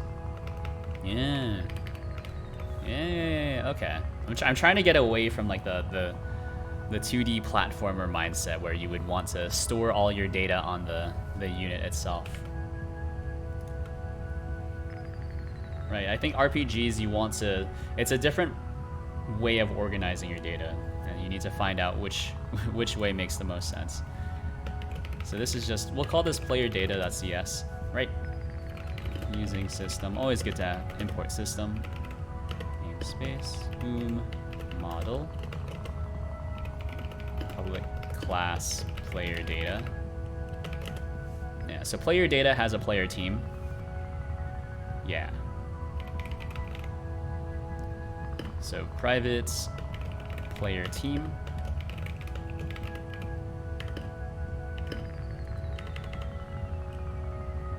Yeah, is a new player team. Yes. Public player team. Yeah, so this only has a getter as well. How nice. All right, so instead of having a static reference to the player team, we'll just have a static reference to your player data instead. Yeah, so player data. Your name symbol s player data, and then this is player data. Hooray!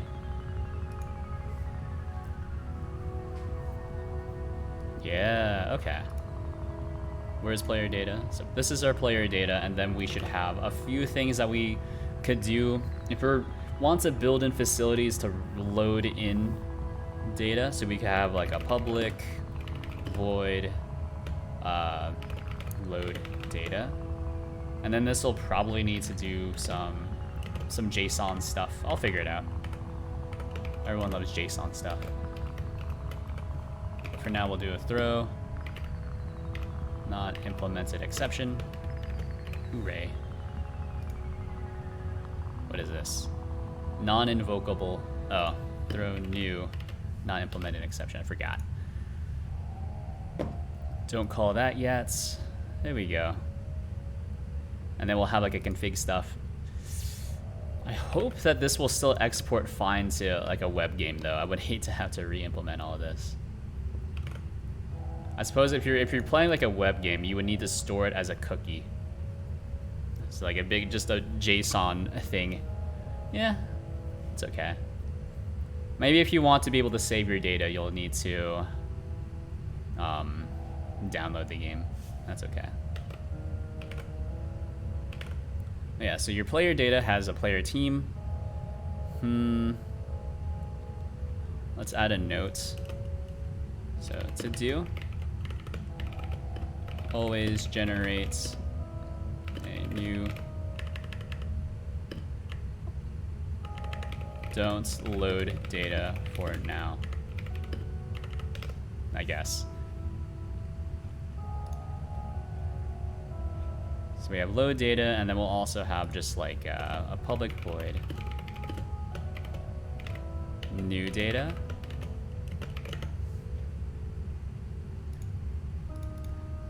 So if we're creating new data, then you'll just have the one unit, right? So player team dot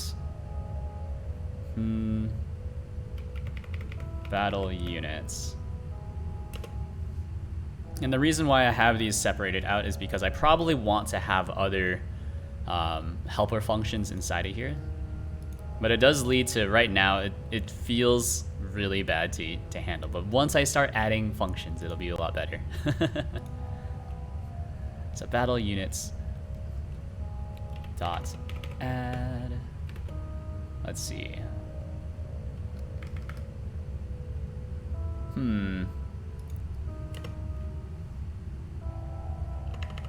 So we'll do like a GD load. Oop. Where is it? Using Godot. Right, so now we have GD load pack scene. Now I need to grab a reference to just your basic player unit.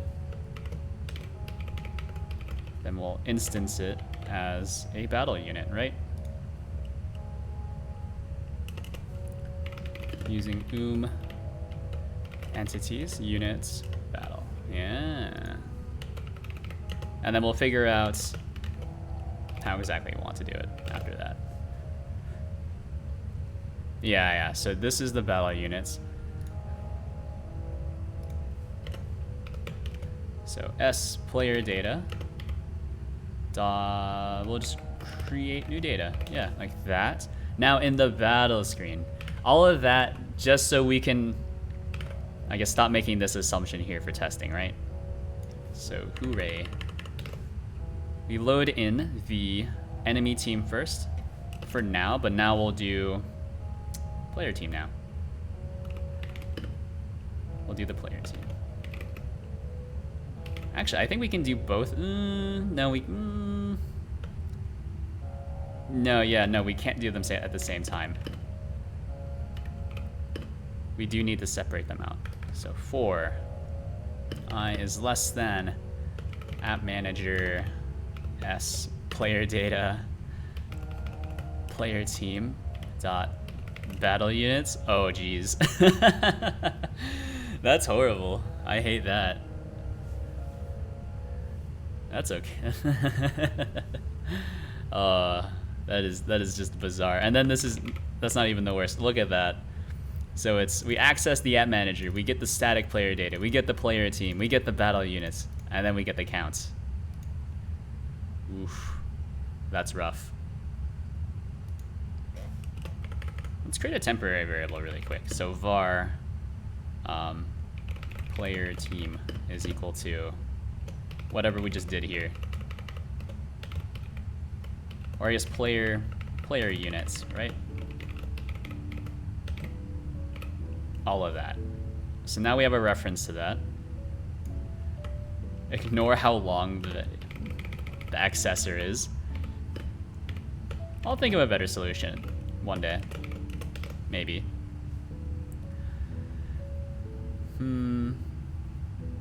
Yeah, so that's a list of whatevers. This is not technically imported, but we don't need to care too much about that.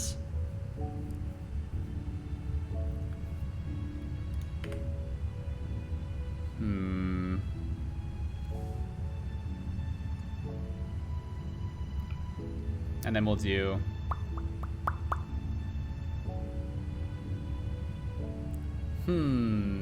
we'll do something. We'll do a thing. What do we want to do? These are all packed scenes, right? No? No, these are actual units. Okay. So we'll do... We don't need to instance them because they're always going to be here. So I guess we'll just do add child. You know, player units I. Right? And then... Ooh, okay, hold on. Var unit is equal to player units I. Yes. So we're doing almost the same thing, but unit global position equals player anchors I. It's almost the same thing, but we're using a different variable, or accessing a different variable. So now, here's what we should have. Oh no, we might crash. Run it from here. Alright. So just making sure that nothing broke. Everything should be initialized properly. Hello, this is a test. Alright. Didn't crash, that's good. Talk to you. Ooh baby, it's a one-on-one. Mono e mono. Okay, and now there's no way out of here. Because there's no way to fight just yet. But nice, nice. I did remember seeing an error somewhere? No? Anyways, yeah. All of that of just setting up, you know, your player data, then your player team.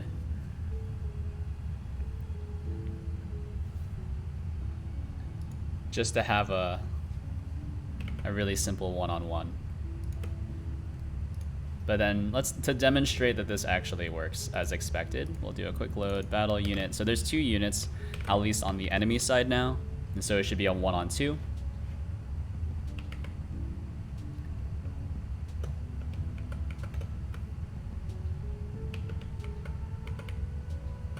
Okay, just try to remember how to do that via hotkeys.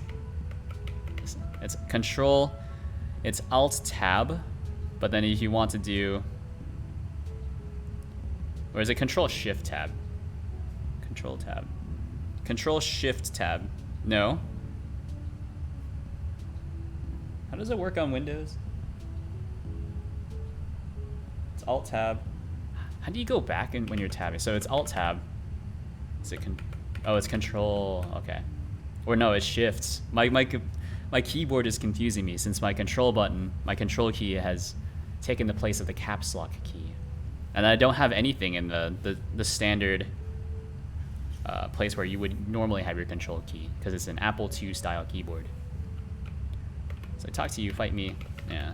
Okay, cool. Neat. So this is your new data. I guess we'll probably have like a public void save data as well. Hit it with a throw new not implemented exception. Hooray, we'll get to that.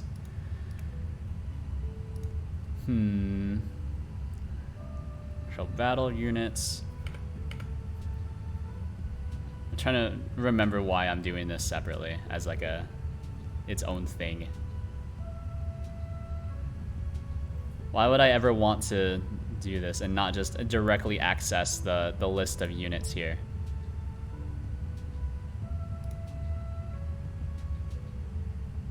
It might be easier to reorder them, maybe. Yeah, I'm starting to lose confidence in this. It's a bad sign. Alright. Welcome to the team. Look at that. So it's using system collections generic. So that should be okay. Then similarly, one of these. So this should be okay. Battle units. Actually, we'll call this team underscore team. This one is just uppercase team. Battle screen. This changes as well. So now this is just player data team. So much simplified. Hooray. And player team, yeah, I can't think of a reason why you would want that. I don't know why in my head. I was like, we need to have a separate file, a separate class just to hold the player team. But yeah, that doesn't make any sense. Okay, cool. Let's start working on the controls then, right? So there's player controls. We can probably break that out into its own thing, maybe. Maybe not. How would you want the controls? I drew this up yesterday. What was yesterday? What day is today? I've just completely lost track of the week. Today's Wednesday. That's crazy, dude. It feels like today's like Thursday or Friday, man. Oh, man. It's been a long week. Been a long week. It's hard being an adult. Okay. So there's your HBox container. Then this will have at least one VBox container inside of it. Oh, hello, Arrowax. Thank you very much for the raid. Hello, hello. Well, I'm working on a game this time. Not the VTuber thing. No containers. Once you figure out how to do the Godot UI stuff, it's actually really nice. You know, I've Stockholm syndrome myself into really liking how the Godot UI works. So much so that, like, look at this. All written with Godot. And actually, it doesn't even use the formatting of standard Godot stuff. This is all dynamically generated from Godot containers. But anyways, what I'm working on is the GitHub Game Off 2021. This is the theme of the jam is bug. Fellow C# Godot user. After PTSD from a streamer I tried helping with UI. Oh yeah. The hardest part of doing the Godot UI stuff is the fact that you need to get it out of your head that you're doing HTML. Although I am working on a plugin to help with that. Because actually this UI is formatted using XML, so. Woo. Yeah. C#, I want to get more into C#. So I feel like if you're doing bigger games, if you need to move fast, then GDScript is great. But if you want to have types, you should really move to C#.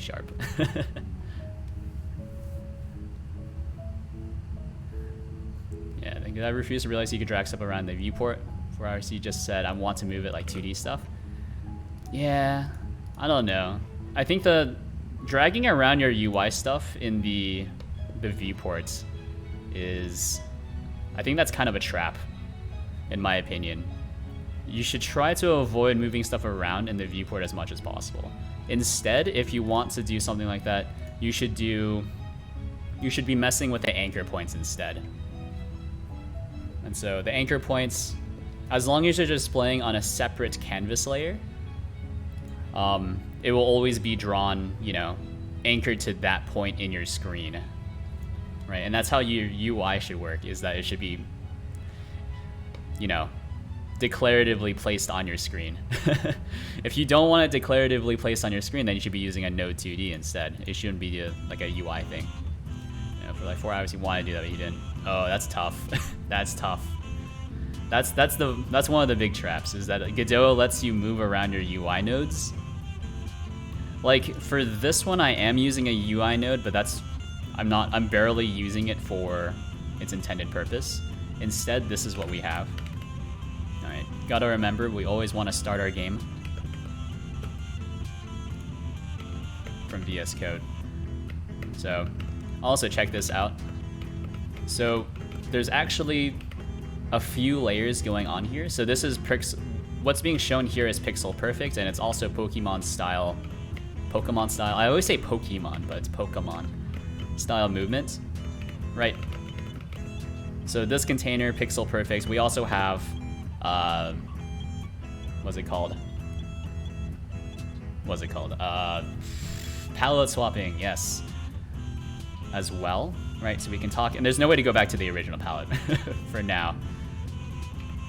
But yeah, so that's all pixel perfect. But then once we go to the combat screen, this actually renders at a different resolution, but it does not require any of the pixel perfect stuff that you need to do in Godot.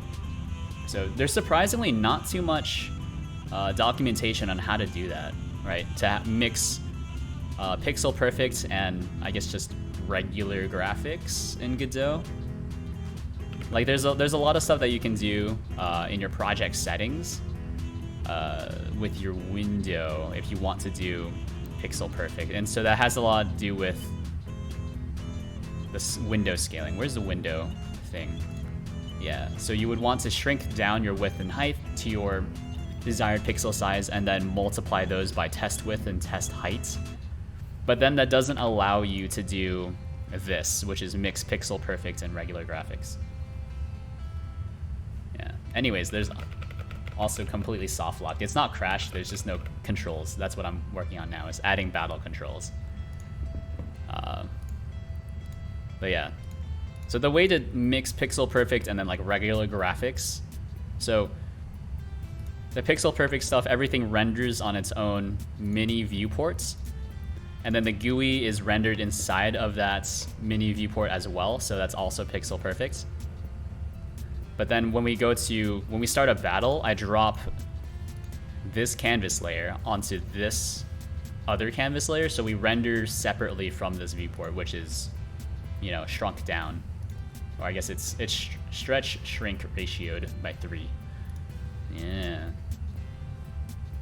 So it's kind of a hack, but I think it works. It's not really a hack, but it feels weird. Feels weird to do. I guess in most cases you wouldn't want to mix pixel perfect and non-mix pixel perfect anyways, right?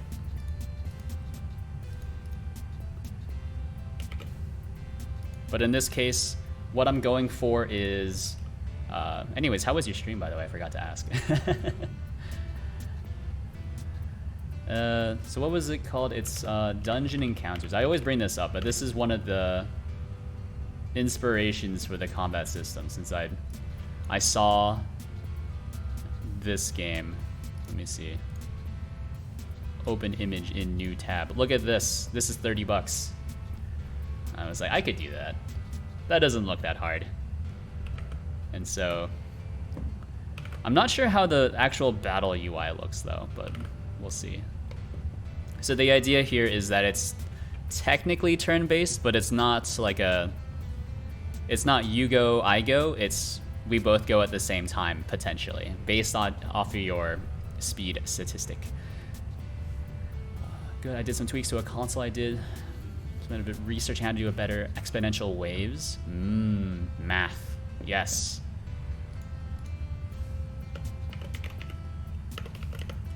Don't know too much about that kind of stuff. It's mostly like, I don't know. We're doing like exponential kind of, so I usually just do a little bit of trial and error. Try doing a bit of balancing as well. Current system has issues. That's okay. That's okay. We'll figure them out. It's not a bug, it's a feature until you remove the feature, of course. Let's see. Found a few solutions. They all rely on only having one enemy, which is a pretty big limitation. So what do you mean? Solution for what? So your exponential waves or your balancing? How would doing exponential waves rely on only having one enemy? There's a disconnect. All right, let's see. Size flags. Just push these to all be expand. There's no theme applied just yet, but we can mess with that. Exponentially increase the wave difficulty. How does that rely on only having one enemy, or does it not? Oh, hello, Neverite Live. How are you doing today? I'm working on a game jam game, the GitHub game off. What kind of stuff? Not working on the VTuber stuff like I usually do. Because I do need to... I can't work on that on stream until I finish the Linux stuff. But I'm slacking on that. Just exponentially increase a single enemy's stats, number of them. So couldn't you just inverse that? So if it's exponentially increasing stats, you could just use it to exponentially increase the number of enemies that are spawned in a wave, right? And then also just, yeah, it's roughly the same algorithm, wouldn't it be that, right? Just apply the stat algorithm to the number of enemies and then like reduce it by, you know, or multiply it by 0.9 or something, whatever scale factor you want. I wonder how big this looks. And also, here we go, themes. I finally decided to do themes. So this thing also uses themes, and I pretty much use the same stuff every single time, which is semi-transparent panel containers for everything. Currently I have it increasing the chance of an enemy spawning based off the wave number. The chance of an enemy spawning? Could work. I don't know. Seems reasonable. What's this game? So this game is... I guess let me just show you what I have right now. Run this from here. There we go. So, Pokemon style movement. It's pixel perfect at this level. So it's an RPG where I guess when you first create your character. So the Game Jam game, the Game Jam theme is bug. So and it's kind of supposed to be more of a meta game, right? Because the last Game Jam game I did, which I can link in chat. I should really add it to my bot command, but I just haven't. Shouldn't be too hard. That's the game off, yeah. But the last game I did was for Ludum Dare 49. Yeah.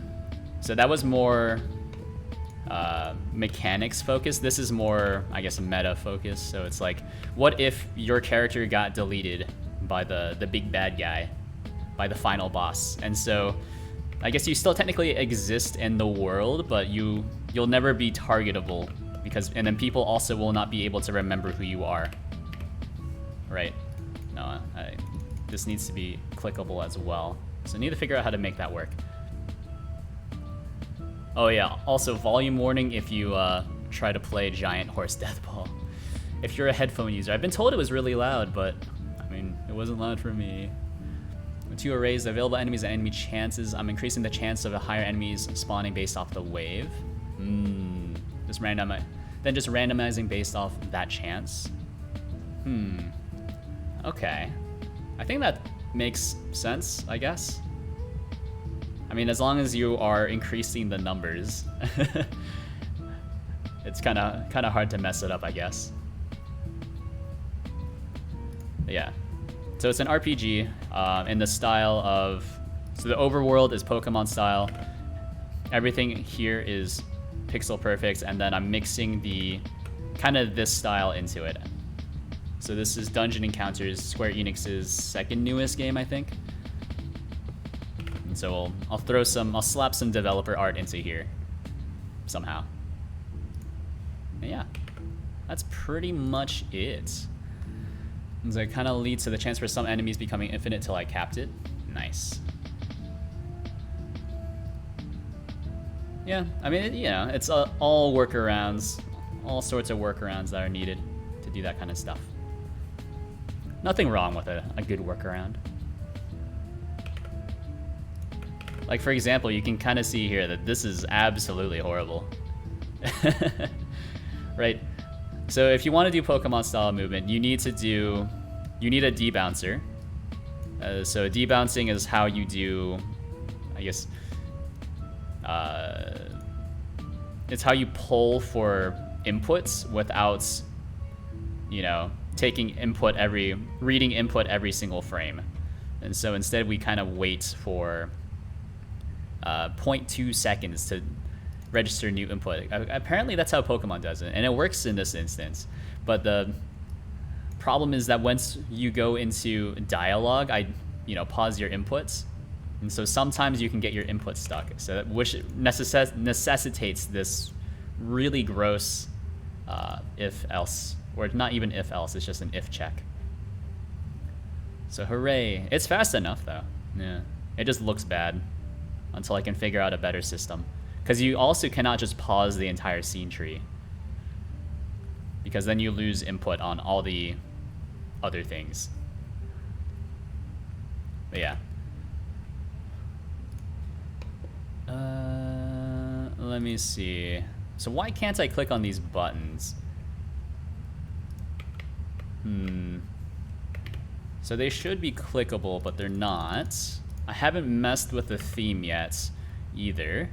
What does the scene tree look like? So we go into remote. This is also why I really like using Godot.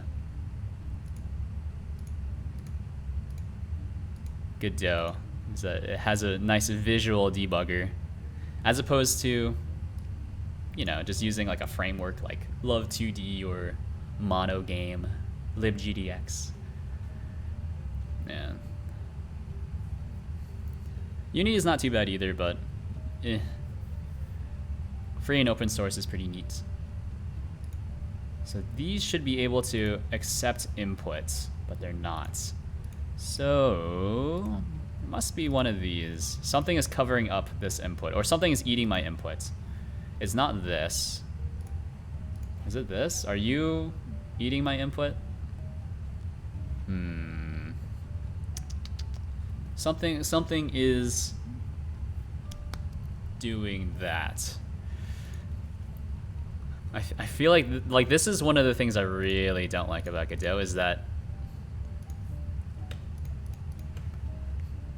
if you don't set up your UI properly the first time, it becomes really difficult to figure out how to set it up afterwards. Because your input can be eaten by pretty much anything if you have too many UI nodes. So these are all accepting input. That's fine. Mouse, stop, yep. HBox and VBox containers should not stop input. This one will stop input, but that's fine. GUI layer, this is also fine if it stops input. Let's mess with the panel containers really quickly. And just completely distract myself.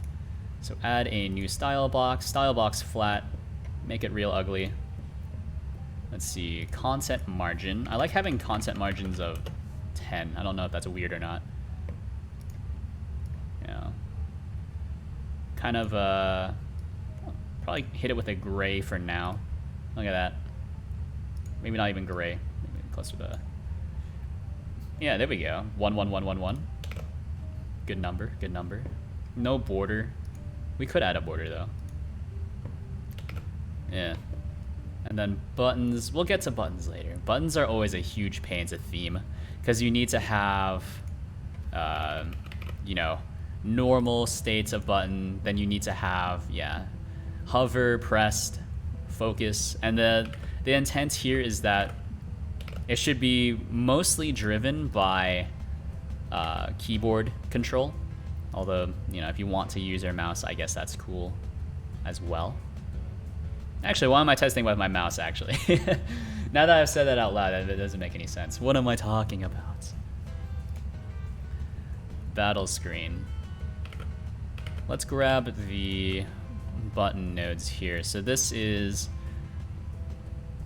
what things would you want to have control over? So you could do, just basic attack, but that's kind of boring. What if we just make every attack a skill? Yeah, I guess that's more Pokemon style, isn't it? So if you're doing something more Final Fantasy-esque, it would be, you know, you have your basic attack command, and then you would have, you know, whatever your class skills are. But if you're going for more of a Pokemon style, you would do, you know, would you like to use an attack, and then you choose an attack on the right. Would you like to use an item, and then we'll probably just display something different on the right, as opposed to bringing you to an entirely new screen, or pushing a new screen onto the stack even. Yeah. Okay, yeah. You know what? I've convinced myself by just saying it out loud.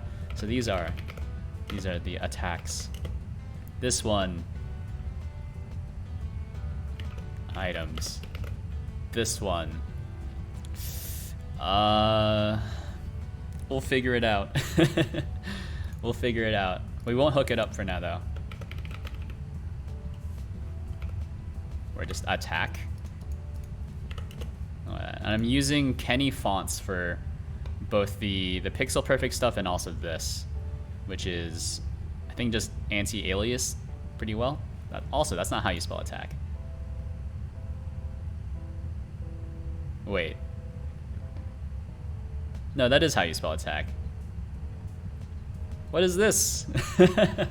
Why would you do this? There's barely any difference between this and an H. You just kind of have to, like, hope this looks correct. Yeah, that looks like attached, dude. Please don't attach to anything. Why are you like this? What if I increase the font? Alright, so that's just the problem with the fonts, I guess, is that K's look like capital H's, and then I guess there's no difference between capitals and not capitals. Everything is just in all caps. Screaming case. Interesting. Item. It's just item. Yeah, we'll keep it like that for now. So this is the GUI layer. Player controls. I feel like I don't need to have a reference to that. Although it is nice to be able to, you know, toggle it on and off. But then again, I already have something on or a handle on the GUI layer. Yeah, so just get rid of that. Instead, we'll have private button. So this is just attack.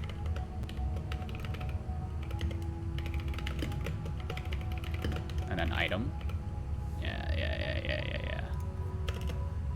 Yeah. One of the hard things I needed to wrap my head around for Godot C# is that you can't do unready, but you can do like static read-only things. And it works. It seems to work all right. I don't know. And so this is just your instance. Yeah, which is what you want to do, right? It's a pack scene. Usually in Godot, I think you would just put the normal class name, wouldn't you? Or no. If you needed to hold a text scene, this is how you do it in GDScript anyways. Yeah. So this is the workaround. You might not have the onReady keyword, but you do have read-only whatevers. So attack is equal to getNode, and then whatever the heck this was. So this attack, then item, and then we'll be hooking these up to callback methods. And then this is item. I won't hook up the other buttons for now. I suppose like one button would be like escape, right? So you would have, or just run, right? Run. So private button run, we'll get a reference to that. Oh, hello Needle Mouse. How are you doing today? Still working through Game Jam game. Feeling a lot better about it. I think also feeling a lot less stressed out from work. Which has improved my mood. Yeah, I think I was talking with one of the project managers who was, I work for a crypto company, and then, so the new project manager was just like, yeah, no one knows what they're doing. I'm like, oh, okay, interesting. It makes me feel a lot better that like they won't nail me too hard for not ramping up quick enough. I don't know if I'll be able to do a game for the jam. Why not? What's going on? Are you losing motivation or what's up?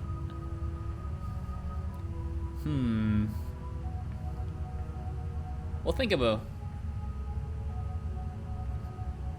we'll think of a thing for this. I think I'm just gonna call this option for now.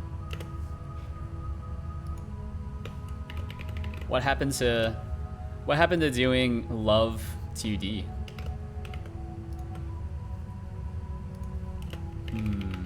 Private. The motivation to learn and really do a game I want to do. Yeah. Well, see, that's when you cycle all the way back around to doing Godot or Unity, right? So now that you've tried out a host of other things, right? You did went from Unity to Godot, Godot to Haxel Flixel to Love 2D. Now you need to just circle all the way back and see like, oh, now that we've sampled the entire field, right? Was Godot really that good? Or was Godot really that bad? You know, no engine, no framework is perfect. But some engines and or frameworks are less bad than others. So that's kind of my opinion about Godot. Is like, does Godot have problems? Yeah. Are they solvable? Yeah. Like, they're not the end of the world.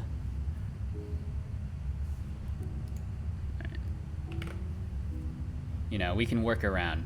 And that's why I like Godot, though. That's kind of why I stick with it. There's one, you know, need to stick with something at some point. And two, if it doesn't work how you want it to work, you can always recompile the engine. Slap your own stuff in there. Which is what I do for this program, right? Is like, Godot doesn't allow for runtime model importing.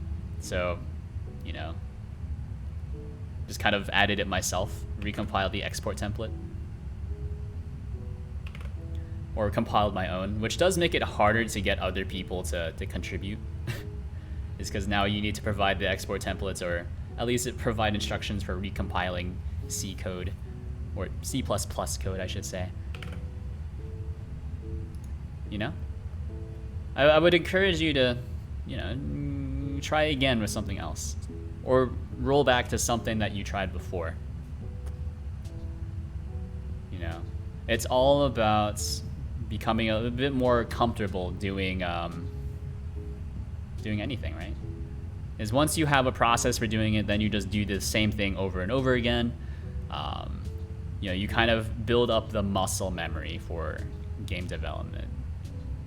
You know, is it going to be perfect the first time? No, but it won't be too bad. And then the next one after that will be a little better, so on and so forth. Focus, grab focus, something like that. I think that should be okay. Yeah. I don't usually do keyboard controls for my games, by the way, which is why I'm a little confused. Usually you always have access to your mouse, but the problem is that whenever you're doing mouse control for, I guess, things at a different resolution, you do need to adjust for the size of the containing window as well. Otherwise, I think like at the current resolution, I would only be able to do mouse control in this little box here. And then it would be extrapolated out to the rest of the screen. So it's very confusing. So we talk to you. Fight me, scrub. All right, so you can kind of see here. They have access to these. And then I need to press enter. Should not, probably not press, have enter be the thing for that. Actually, is it possible to have a node listen for, yeah. It is possible to have a node listen for another type of input.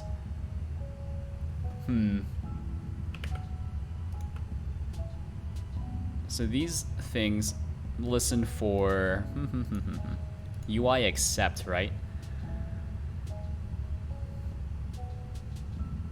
UI accept. So I could switch this around because I have primary action and then secondary action.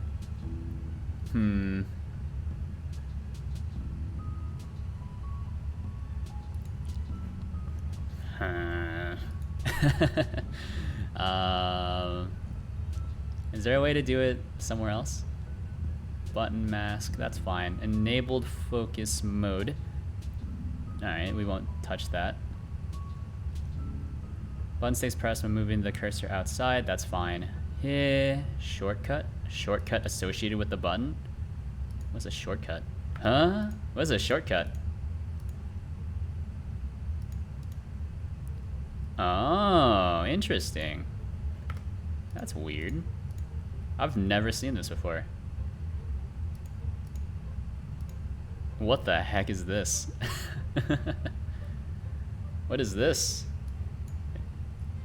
Shortcut? Shortcut. Action. Primary action. Sure. I guess. Pressed? What? What does this mean? I guess we'll try it. I don't know. What's the worst that could happen? So fight me, blah blah. Oh, okay. Oh, okay. Yeah, that's what I was hoping wouldn't happen. So let's get rid of that. Clear that. Don't want a shortcut. We do want a group, like a button group. Button group's pretty sick. Not exactly what we want here. I think this program, I'm going to need to use button groups a bit more. That's another thing that needs to be refactored. You know what? I should add that to my list of things to do. So, minor things on the list. We will use button groups for button stuff. Button groups for button stuff, yes. Ooh. So clear that. I don't know. I mean, the most obvious solution here, right, is to just clear out all of these, right? Just clear out all of these, but I'm not sure that's a good idea or not. Yeah, UI accept. Is there a way to have a button like ignore in inputs? Let's see, Godot button press different action. Let's see.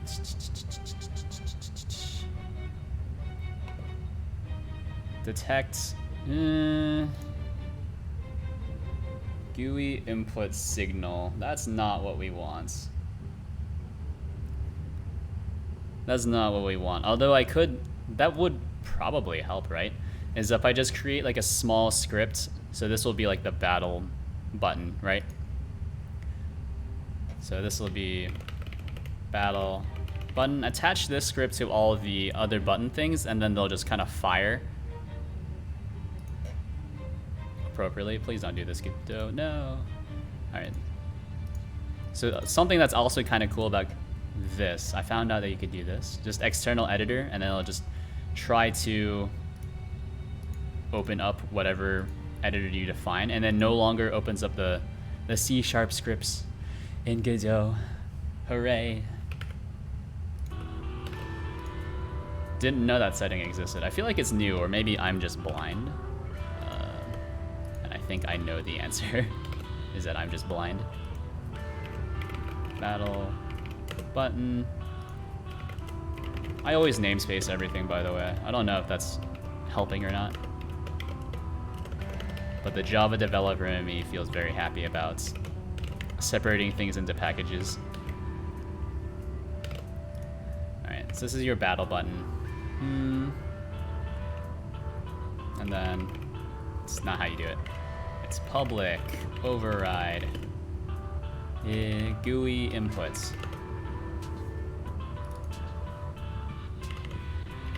Actually, doesn't GUI input only listen for... Actually, hold on. What does GUI inputs listen for? GUI inputs. Emitted when the node receives an input event. Okay, sure. So if IE is action pressed, primary action, and then else if IE is action released, we'll do primary action. Yeah. So it'll be pressed is equal to true, pressed equal to false.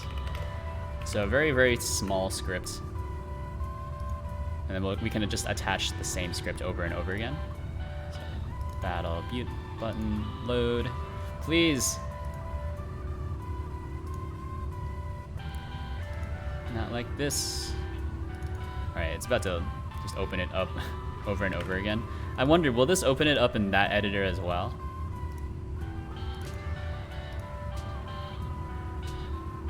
Huh? Why? What? Feature feels a little half-baked, but it's okay. Alright, so this is what we have. What I'm trying to do is not remap UI accept or UI cancel. Alright, so that's not working. So UI accepts. Oop. Like, I want to keep tab. Well, I don't know. Because I don't have appropriate access.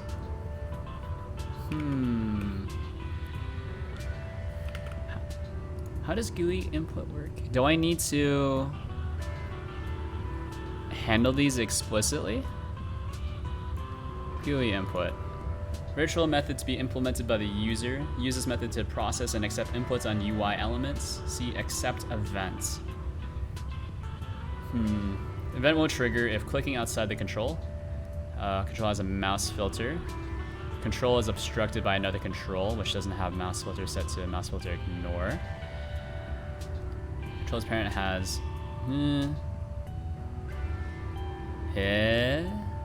So does GUI input only work for...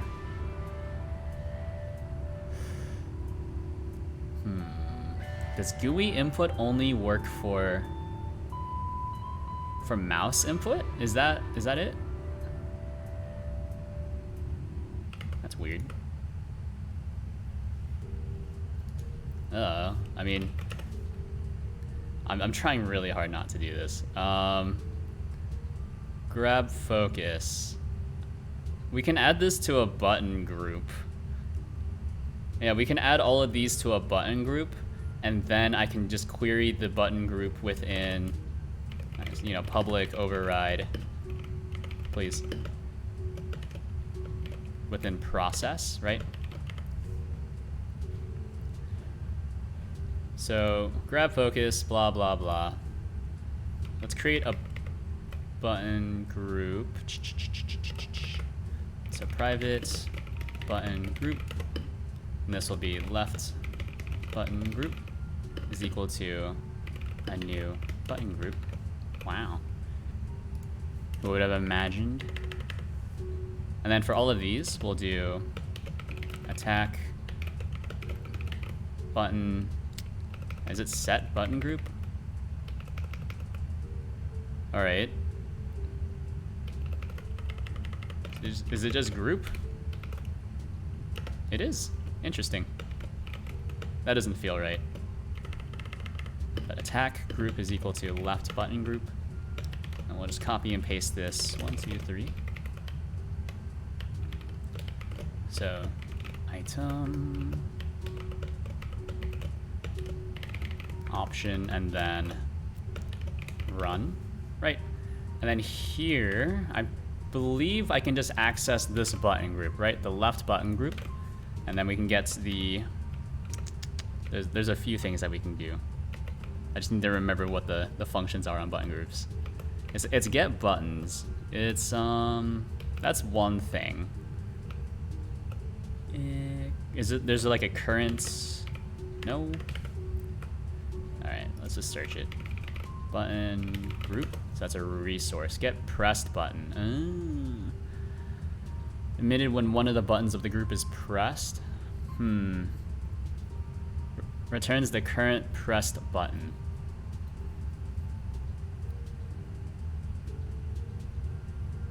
Only one allows being pressed. I think this is a grammatical error, by the way. Toggle mode. Oh, the toggle mode. You know what? This is actually completely useless. All right.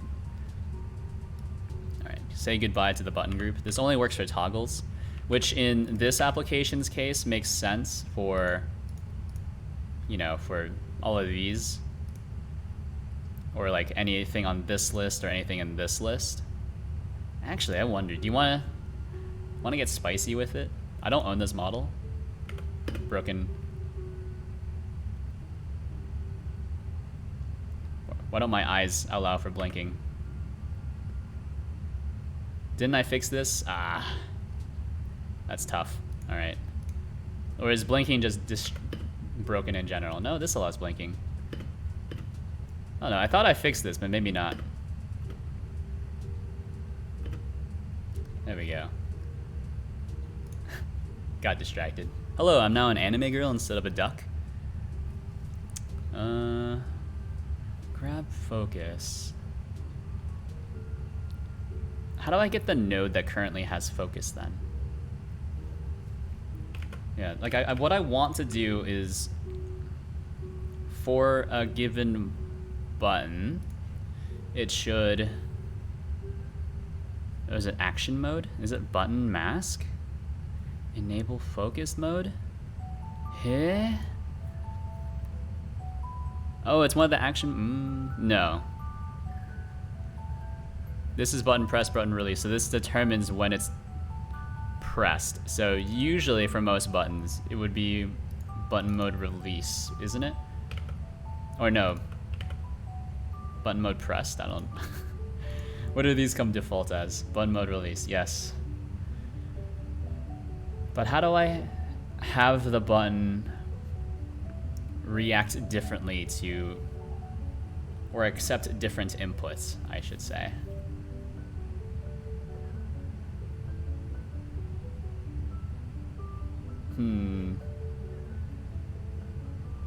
I suppose in this script we'll just have like physics process, right? Right, because this should have worked, but it didn't. Unless we'll hit it with just the regular inputs, I suppose, and then we can try it again.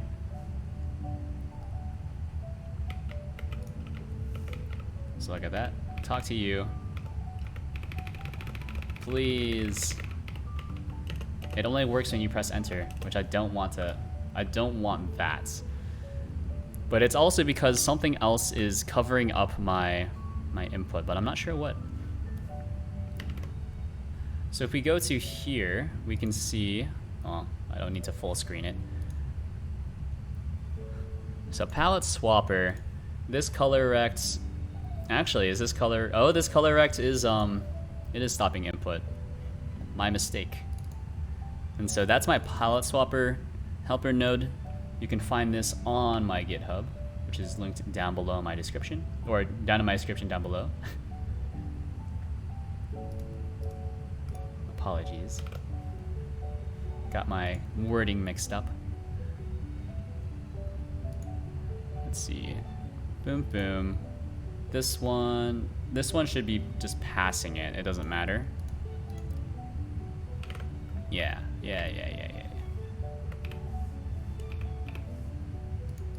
So still can't click on anything there. This GUI layer, that's all right. We just kind of dump all the units into the battle screen like that. It would be probably better to maybe have a Y sort just in case, but we'll add that later. Mouse filter. Maybe I do need to just mess with the mouse filters. Yeah. Okay. So player controls, filter, ignore. This one, ignore. Just everyone ignore, right? Even all of these should probably be ignoring. Yeah. So these are all ignoring. Player anchors are all ignoring input as well. Now it should only be the buttons which can listen for input. So it doesn't really matter anyways, right? And then VBox containers, HBox containers, those don't matter since those just pass their input. Why isn't this working? Fight me. Is it because... Oh no. It's not because of this, I think. It might be though.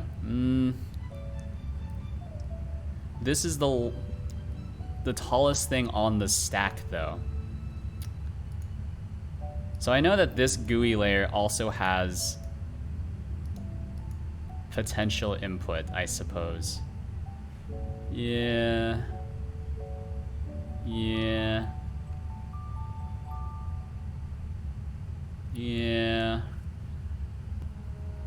I don't know. I think this makes sense. Like the only thing I can think of after this is to go into like the GUI layer here and like turn off all of this input as well. So just ignore. Everyone should be ignoring input. Don't even pass the input, we don't care. Texture rect, yeah. Pretty much everything should be ignoring input except for like menu buttons, right? Yeah. So blow it up, boom, boom. This doesn't matter, but, oh, okay. Now we can click on it. What's the difference? I don't know what I did. All right. Anyways, if we do public override void process if it's like has focus, then we can do if has focus cannot convert method group was it has focus, then we can do if input is action just pressed, primary action. Yeah, I don't know. I feel like this still should have worked. I'm gonna try it one more time, just in case it was like some of the weird input handling. All right, so that's not working. What if I do that? Okay. Even if your mouse has focus. One more time. Just making sure I'm not crazy. Talk to you, bum bum bum. Okay, so it only responds to UI accept. Okay. So input is action just press primary action. Maybe I should map it back to like UI accept and UI like UI select, right? Or UI cancel. Yeah. That might make more sense as opposed to just trying to use my own custom stuff. Will need to go back through the pretty much everything and remap primary action and secondary action to this stuff. That's fine, I guess. Alright. No physical keys. We want virtual keys. So that was Z, right? It was Z and then K. That's X, K. And then this one should be L and X. Yeah, and then we also want to have mouse button. Oh, that's UI select. Whoops.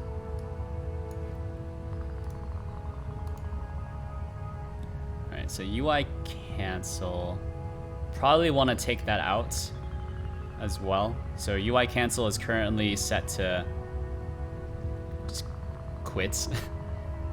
Immediately bail out. Not the worst thing in the world to happen. I like to have that in my debug builds. Alright, so UI cancel. Boom, boom. UI accept. I'll take out space. Probably take out these as well. We'll remap those to something else.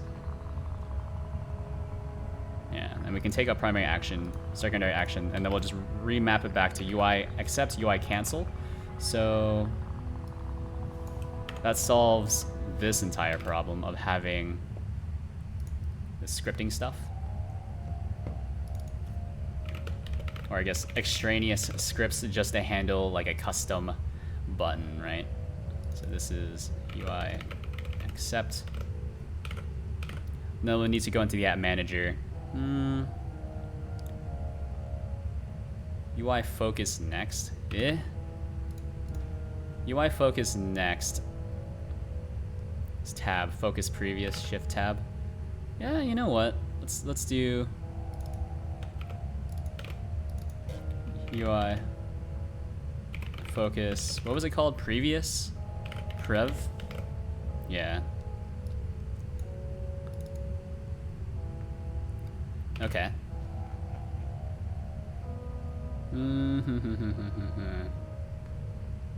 That's okay. Yeah. Maybe like UI end instead of UI cancel. We're starting to learn new processes for how I would like to build my stuff. Yeah, I should stop creating primary action, secondary action, and just use the built-in UI stuff. Yeah. Because that's been causing me problems.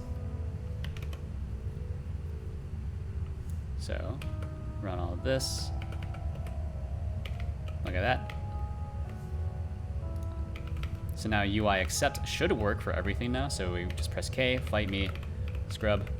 Yeah, okay. So now we can click all the buttons. We don't cycle back around, but that might be nice to do. That's not hard to implement either. Yeah.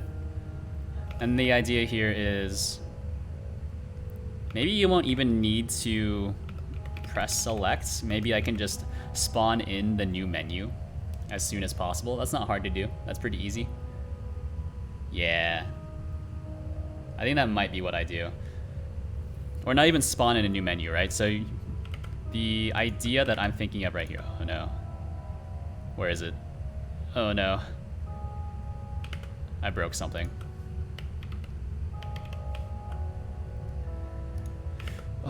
Primary action. Where is it? Oh, it's in GUI layer, right? No. Oh no. Oh no. That's what you get once you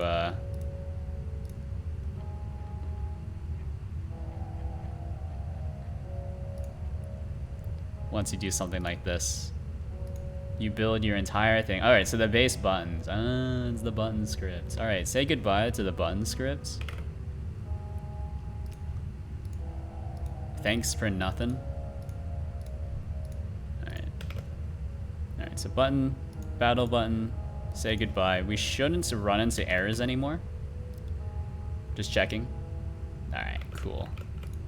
Nice. All right. I think that's a good plan though, right? So whenever you focus onto a new button, we'll have like an entire list of things that will spawn in on the right, or maybe we won't even have this right column, right? We'll just have the one column, and then we'll just toggle between, or we'll have multiple VBox containers, right? So then we'll only show the currently selected VBox container that matches the button. I'm back. Hello back, I'm Team UN. Welcome, welcome.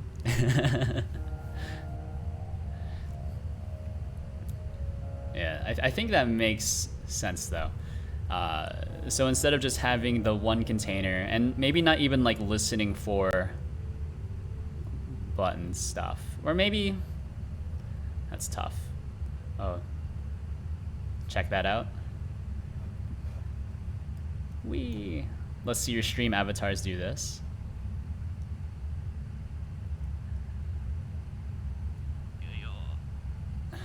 Let's see. Yeah, it's not stream avatars. I wrote this entire overlay myself in Godot, no less. So hooked into channel points, not hooked into stream extensions, but I'll need to work on that. Yeah.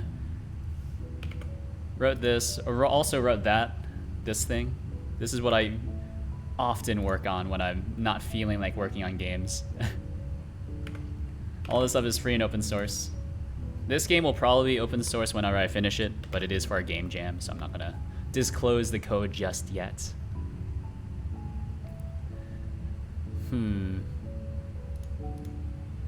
Is there a link for that? So it's in my GitHub, so let's see, the bot that's also in chat wrote that as well. Let's see. There's a link to the bot repo. That is not super helpful. Alright, I need to add my itch.io and then also my just GitHub links, but those are in my description. So there's OpenCFace GD, I wrote that with some help from other contributors. And also, fun fact is that I wrote this pretty much entirely on stream starting in January. So, hooray. Let's see, Friendly Potato stream. So this is the stream overlay, not nearly as cool, and also it's kind of garbage. Like, how does it work? I don't really remember. But if you want to have a Twitch integration with your game, I did write this entirely in GD scripts. So there's connects to both Twitch chat and also Twitch channel point rewards. Also technically connected to whatchamacallit, subscribers and bit subscriptions, but still have not implemented it yet. Yeah. There's, Godot Pong Rust. Wrote a GIF getter tool, also implemented with Rust. I wrote a programming language called GD Lisp in GD scripts. Hooray. Also ported to Godot 4, so GD script at 2.0. Very, very painful. A WebSocket controller. Pure GD scripts. And yeah. Yeah. Did I post this in chat, by the way? I think I talked about it, but then proceeded not to link it. itch.io is also in my description. Ludum Dare game. You can play that in the web build is just there. Also, volume warning if you're wearing headphones. Can be somewhat scary. I hear it's very loud, but it wasn't very loud for me. But as long as you don't have your volume set at like 100 while wearing headphones, you should be fine. And if you do have your volume set at 100 while wearing headphones, you should probably turn it down. I mean, I'm not your mom or anything. It might be your dad, but not great for your hearing. Not great for your hearing. Yeah, I think this is okay for now. This is okay. Let's get rid of this. We'll push this code to my repo. Git add all. Start work on battle logic. It's not really battle logic. This is entirely like the UI stuff still. But you get the vibe. Anyways, it's almost 12 midnights for me. So I've gone way longer than I was intending to. Because I do have like actual work I need to do after this. Hooray for having a job. Actually 2 jobs, both programming related. Also both remote, which is why I'm kind of like able to cheat the system, but don't tell my boss. But yeah, thanks for tuning in. I will be live tomorrow from 7 to 10 p.m. Eastern time. Come check me out then, where I'll be working on probably this again. There's my Discord if you want to join that and, post updates on all my projects there. Usually there's stream notifications, but I kind of broke my bot, but that's okay. Give the channel a follow if you haven't already. Thank you very much, Neverite Live, for the follow. Much appreciated.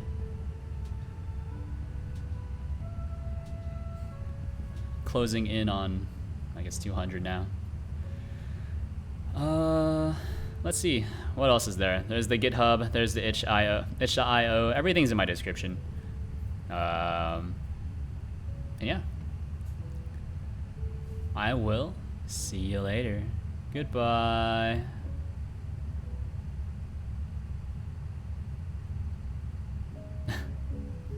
Thanks for redeeming a jump. Alright. Now goodbye for real, because I have found OBS.